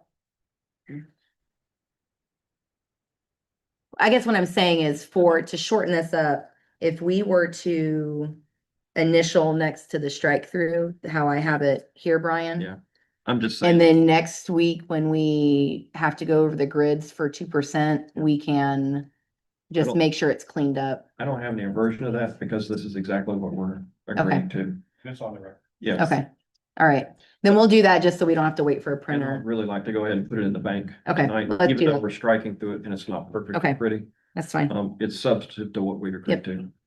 Okay. I'm gonna let you start. I'm gonna let you start that process. We're gonna need a second one to reflect the same. 15.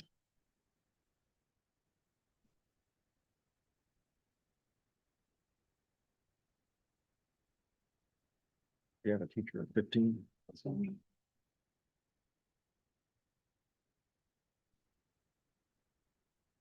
I'm going to start taking 2 copies.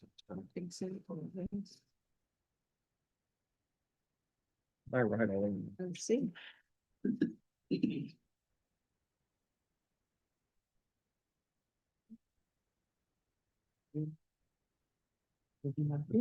Got it? Yeah. 15. Yep, that's the one. Take that, Mrs. Sorry. Yep. This is a long one too, for one sentence. Yeah, I got 2 over here.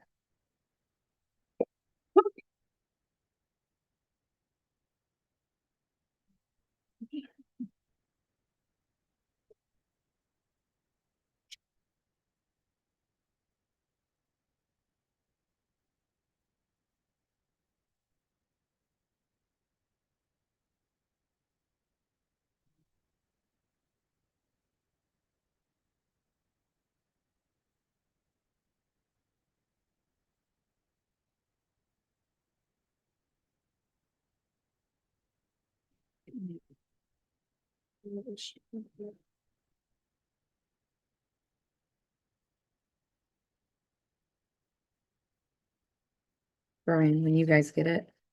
Mhm. What I did on page 4 is I just initialed also next to the, You want to install 4? yeah, just so that it's clear.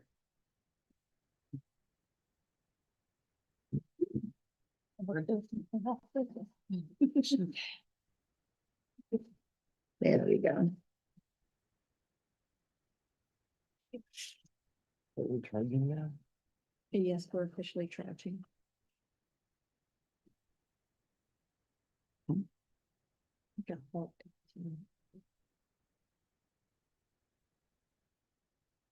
Was it say?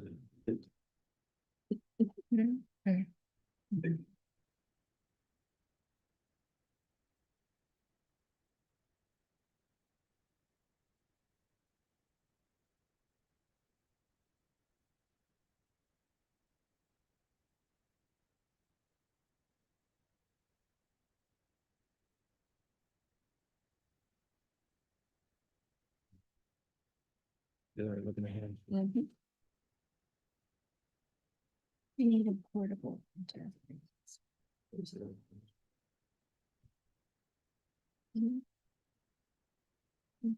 Yeah, all the LTA.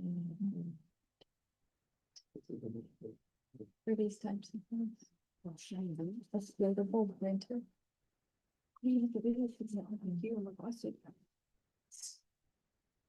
Isn't the biz hub on wheels? It comes to me, I prove it, we already have portable printer. So we do want to go to the show. We need a fund. Uh, It's not gonna happen. Sure.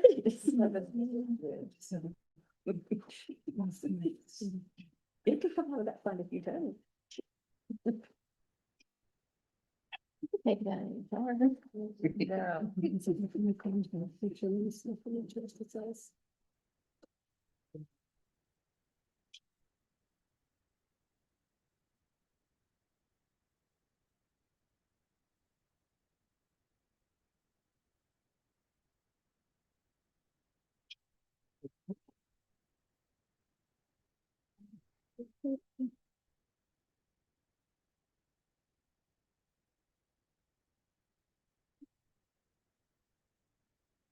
It's true.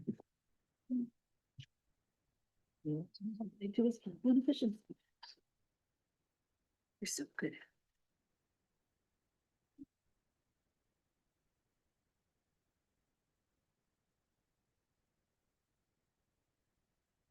Buying mortgage loans. Mm-hmm.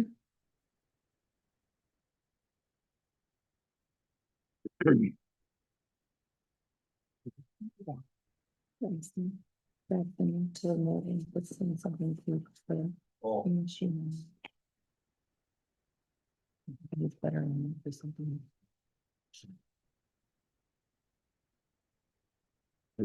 Future. Hmm. Oh, this is Thor.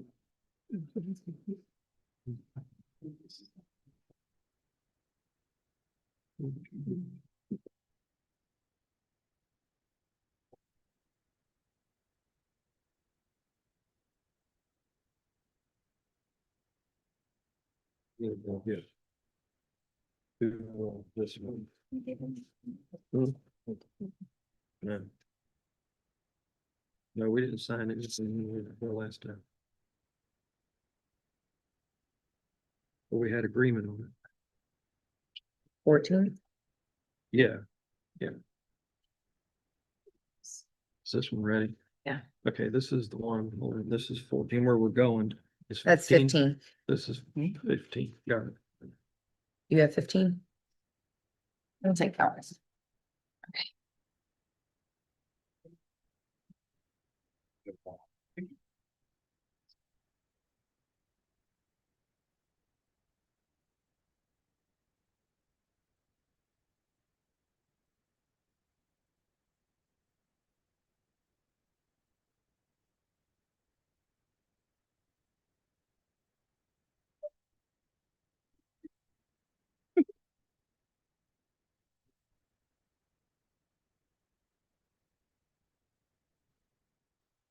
I think I initialed the changes. Well, that one's your copy, so. Alright. So I need a 14, I need a teacher. I have a 14. 7. We need 2 of them. Do you have some? I have one of them. Does anybody have a 14.7?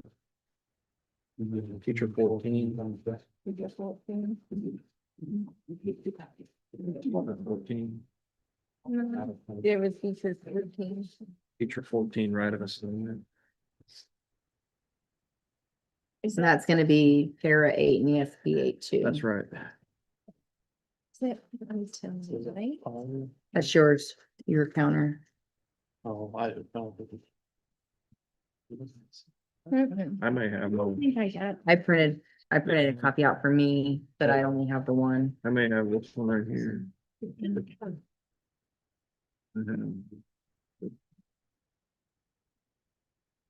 Teacher 14. So you, all right, so before we go on, do you have your third signed TA?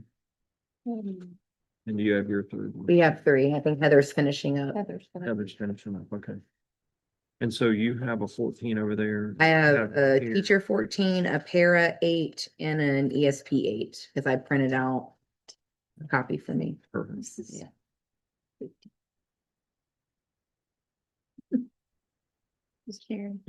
Here's number 3.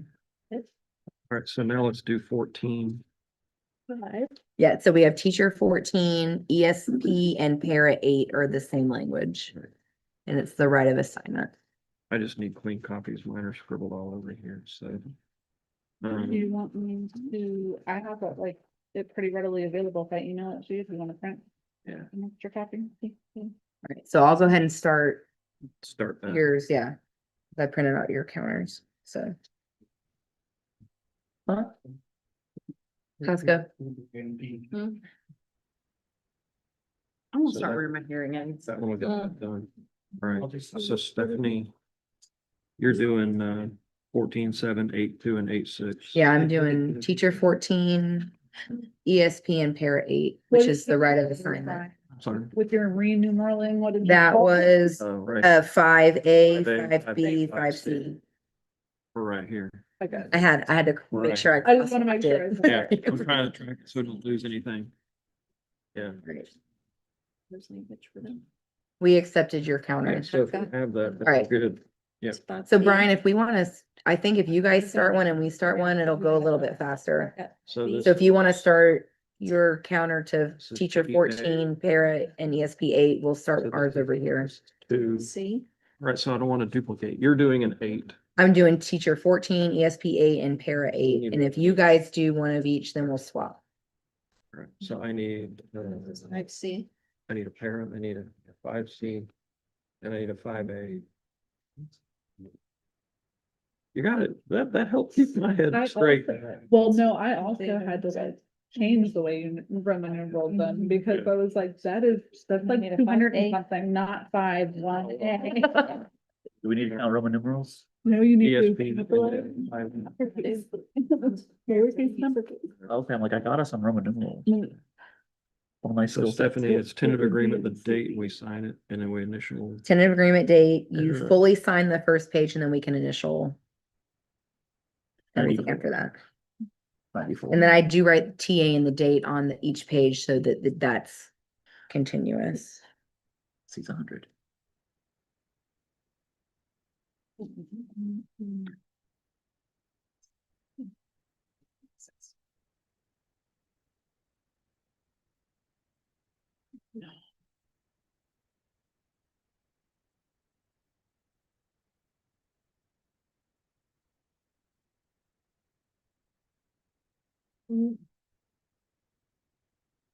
These are not as long.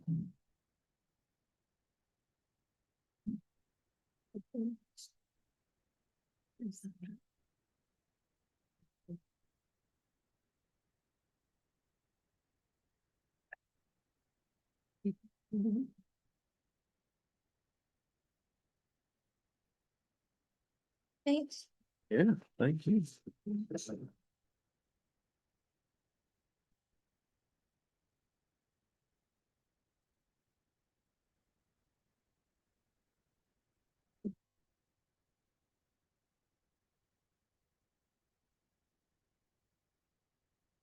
Well, the ESP is nice and full.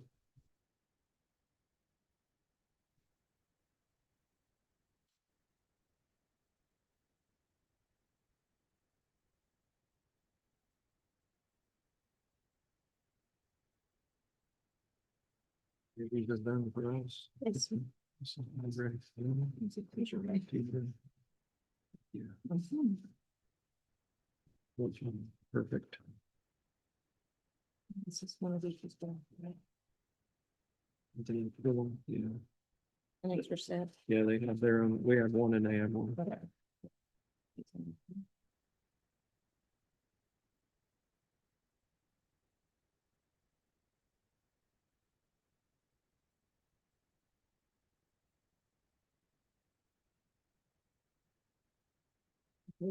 Three. Those are all three. Yeah. Okay. And then we'll take the next day. Staples are expensive. Start with paper clips. Y'all haven't seen my file cabinet then. Extra supply. I think I It's inherited. the only thing we can buy with our leave money.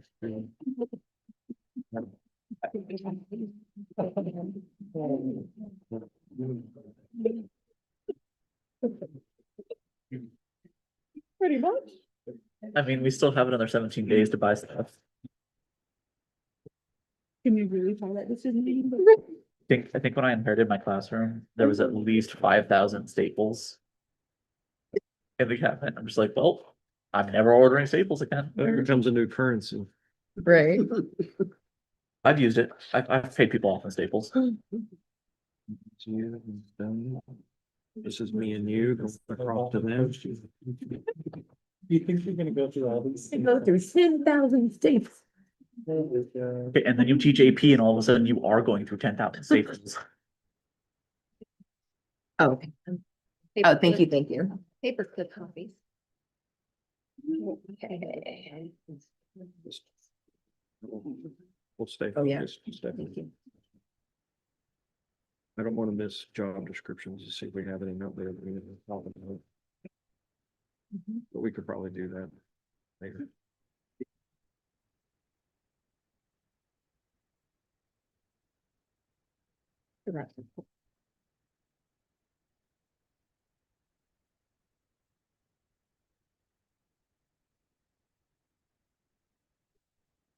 This is done. 14. This is hours, I believe. Yes, but they want the paper. They want the staple. Oh, there.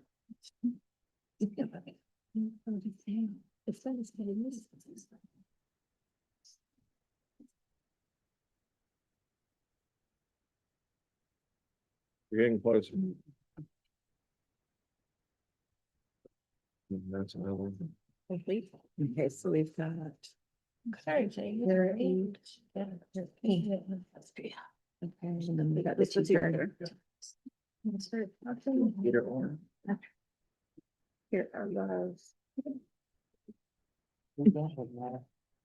I initially. All right, here's the third one. All right, let me just make sure we both have what we should have. We should have a signed TA for 14.7 teacher. We've got 14. And that's 14.7, and then we've got, 8.2 on para. yep. And then it's 8.6 Six. ESP. You bet. All right. All right. The next one is. Article 10. Yep, Article 10.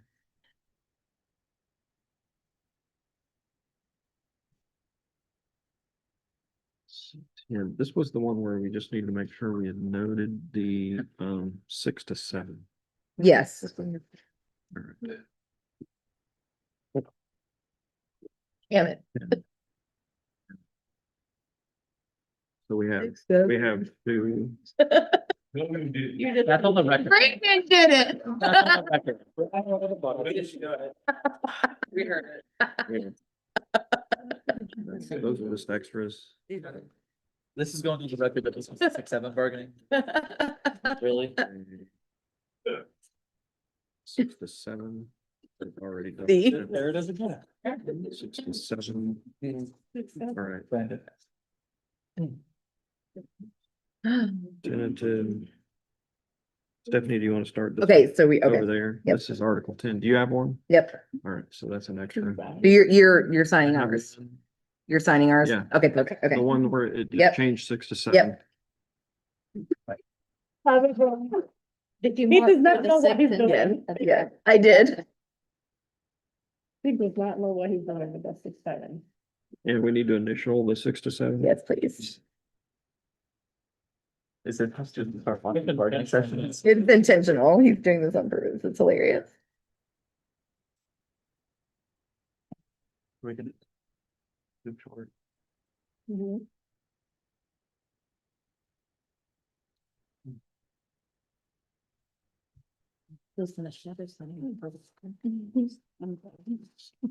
Did you doubt that I had the extra colors? I just forgot mine and I didn't think of it. I should have known. Green, maroon, who doesn't lose? So there's one friend. Like, Thank you.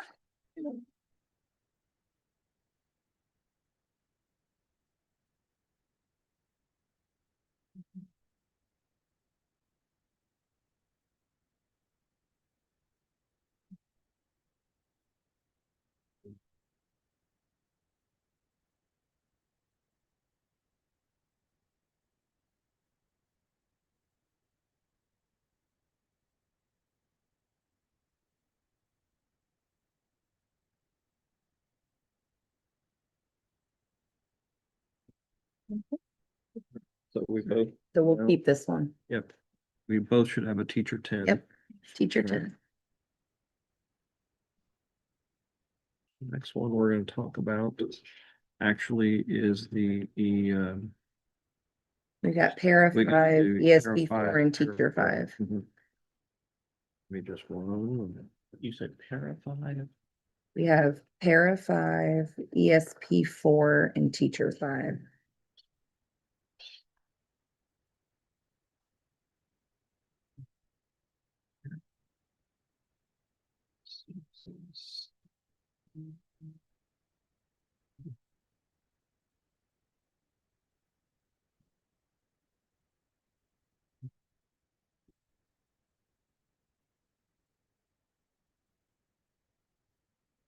All right.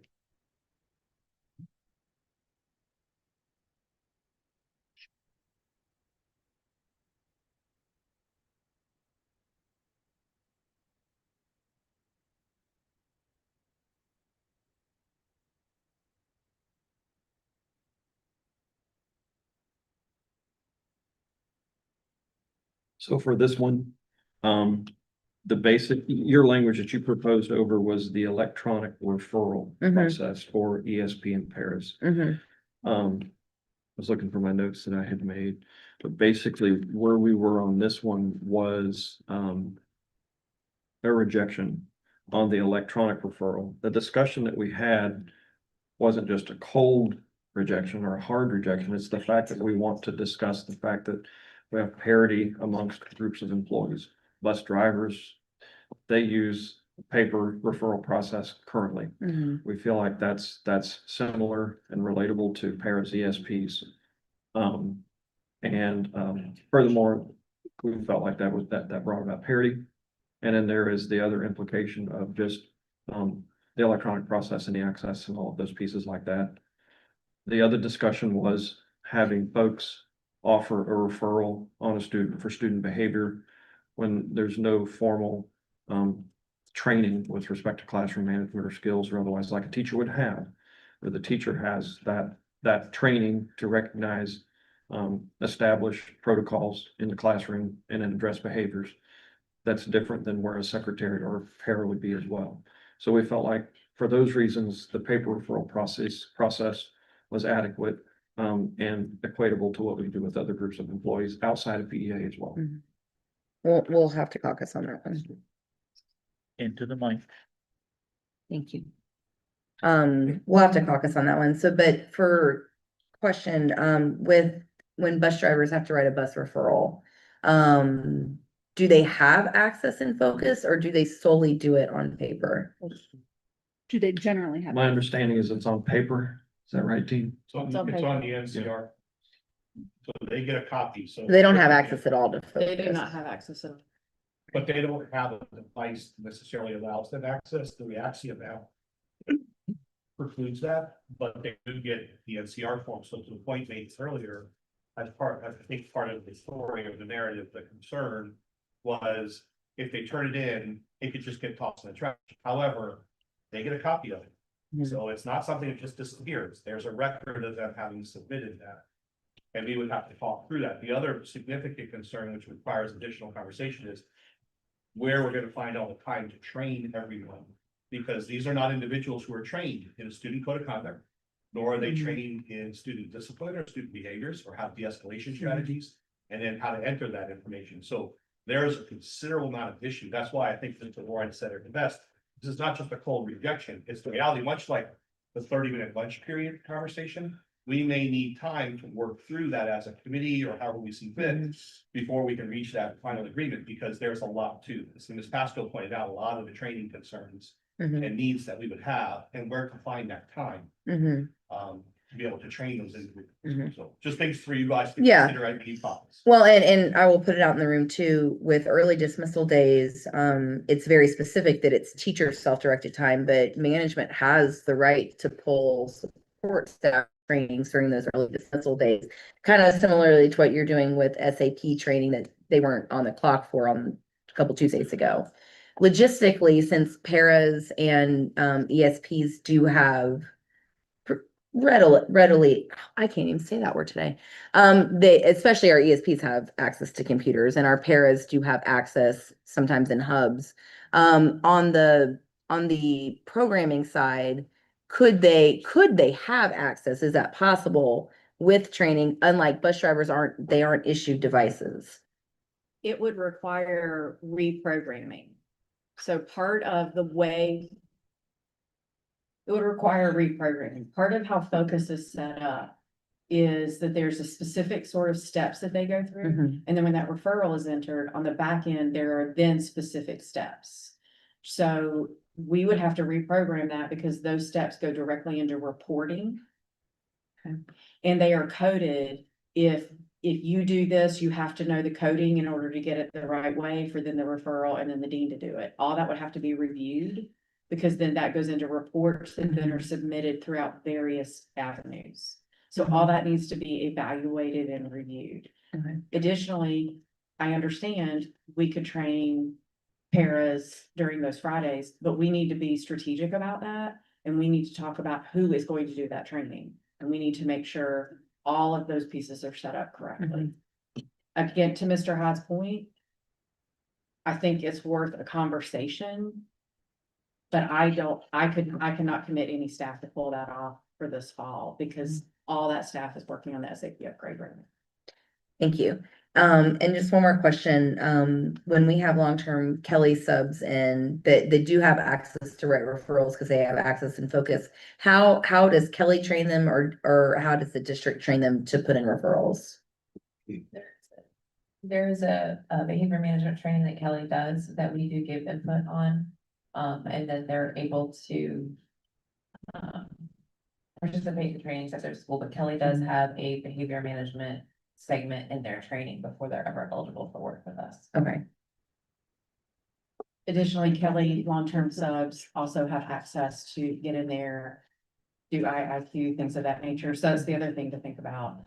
If we're gonna add all, and that's with any digital tool, if we're gonna add people in, then we've got to make sure we have that support for them as well. Mhm. And actually, I'm gonna pass it to Tony for a minute. I have one question. I have a couple concerns, but do coaches have access to write referrals? Like reading coaches. What kind of? Instructional coaches, reading, math. They're under- Media specialist. Their teacher. Now, I'm gonna have to go look at that because it's gonna depend on the roster. Okay, cause I think some are saying they do and some are saying they don't. So there again, maybe a training issue. If they do have access, they don't understand they have access and haven't written a referral. So I appreciate that. However, every employee can put in an IIQ ticket. And one of the tickets they can say is, I don't know what I have access to. Can someone help me? Okay, So they well- have the ability to ask and ask directly and say, do I have that? Well, and the reason I ask the question is because as a classroom teacher, I teach math and I have been instructed by a reading coach to put in a referral for a student that was incorrect of reading and acting up. I understand. I have an issue with that. I don't feel comfortable. For one, I didn't witness the behavior. If I'm the one who puts in the referral, the parent's gonna have a question for me that I can't answer. Totally understand. It also takes away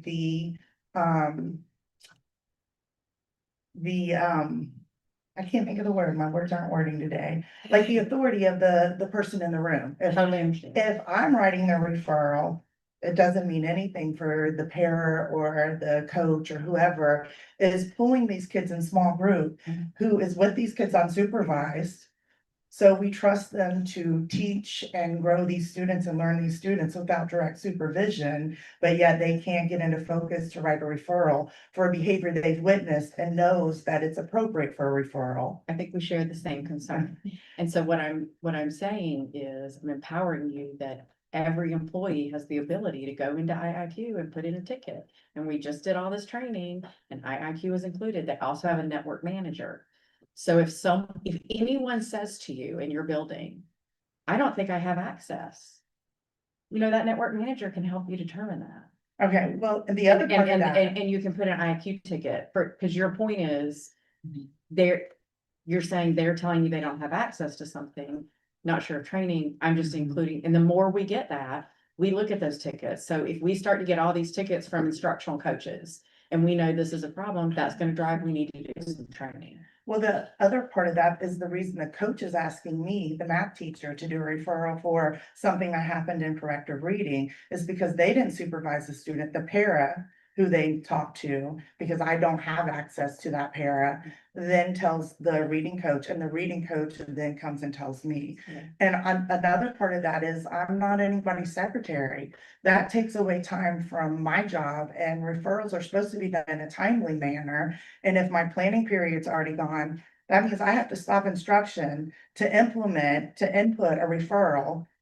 All the more reason why I don't want to speak for him, but I think Mr. Hyde and Mr. Warren were saying this is something that takes conversation for all those reasons that you're talking about. Yeah, it's, That if we're going to do something like that, we want to make sure we have all those reasons. We code it the right way. We program it the right way. We do all the training, all of the reasons that you're talking about. It's a slow yes, not a fast no, that's the Right. thing.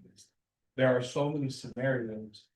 And as Ms. Pasco pointed out, we're gonna have to go through and validate, and verify all role assignments. Because if what you're saying is accurate, Mhm. I believe it's not accurate, that they do have access, they simply don't recall or know that they have access. Because when their team codes, reading coaches or instructional coaches, they're all coded similarly, they're not coded. We miss one or two, that's unless there's a new hire or something to that effect. But we could look through that, and I think the starting point, like she mentioned, was go to their network manager, but under no circumstances should anybody be asking you to enter anything.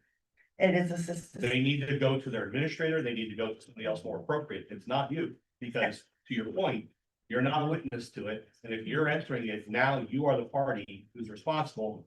And let me give you worst case there, Ms. Yoakum and I just had this conversation the other day. What if it's a mandatory reporting issue?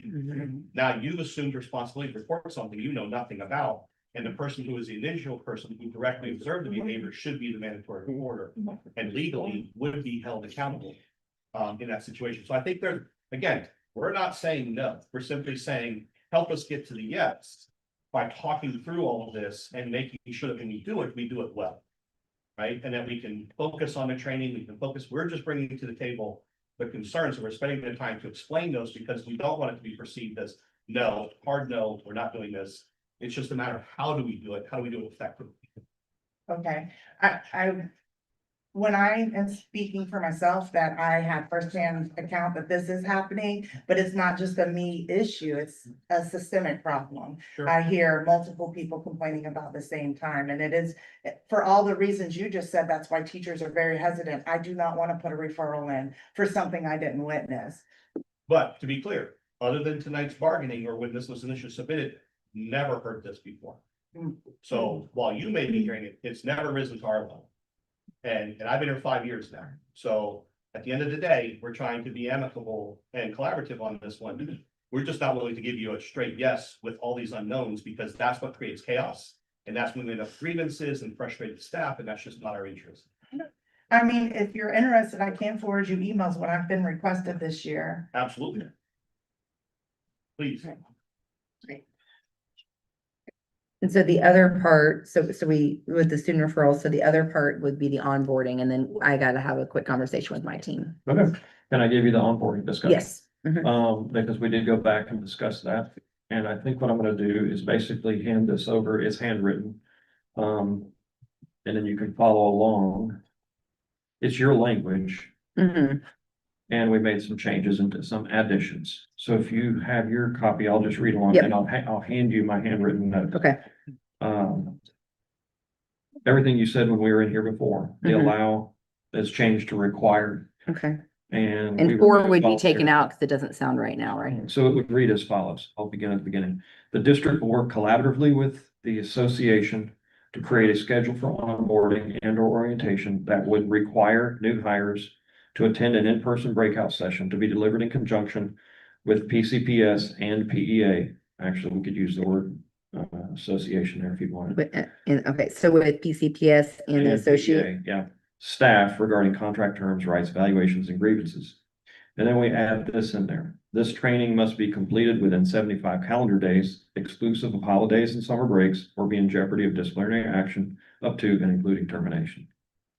We're saying you gotta yeah, come. well, it's a compulsory. And we would work on that training together. Mhm. We would present together. Mhm. Those kinds of I think things. that gets to what we were wanting, so we're good with that.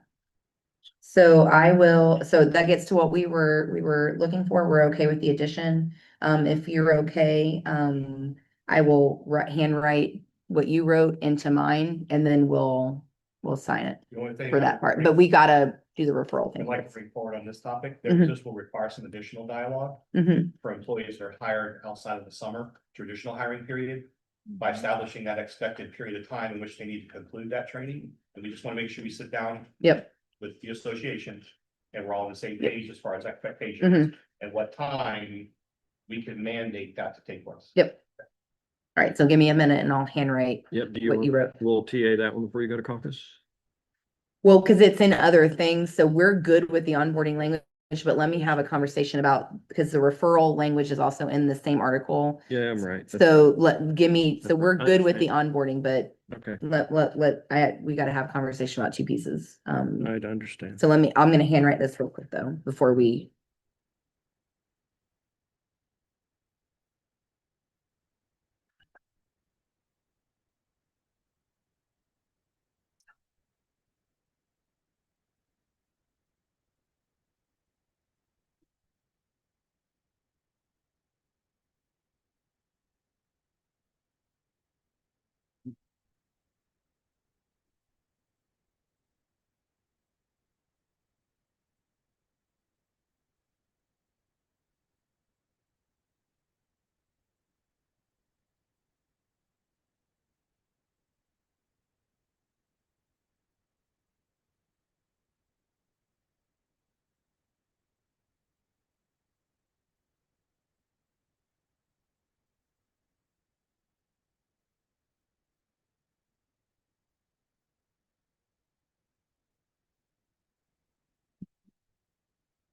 This training must be completed within 75 calendar days, exclusive of holidays and summer breaks, or be in jeopardy of disciplinary action up to and including termination. And then I have the same strike throughs and addition of require.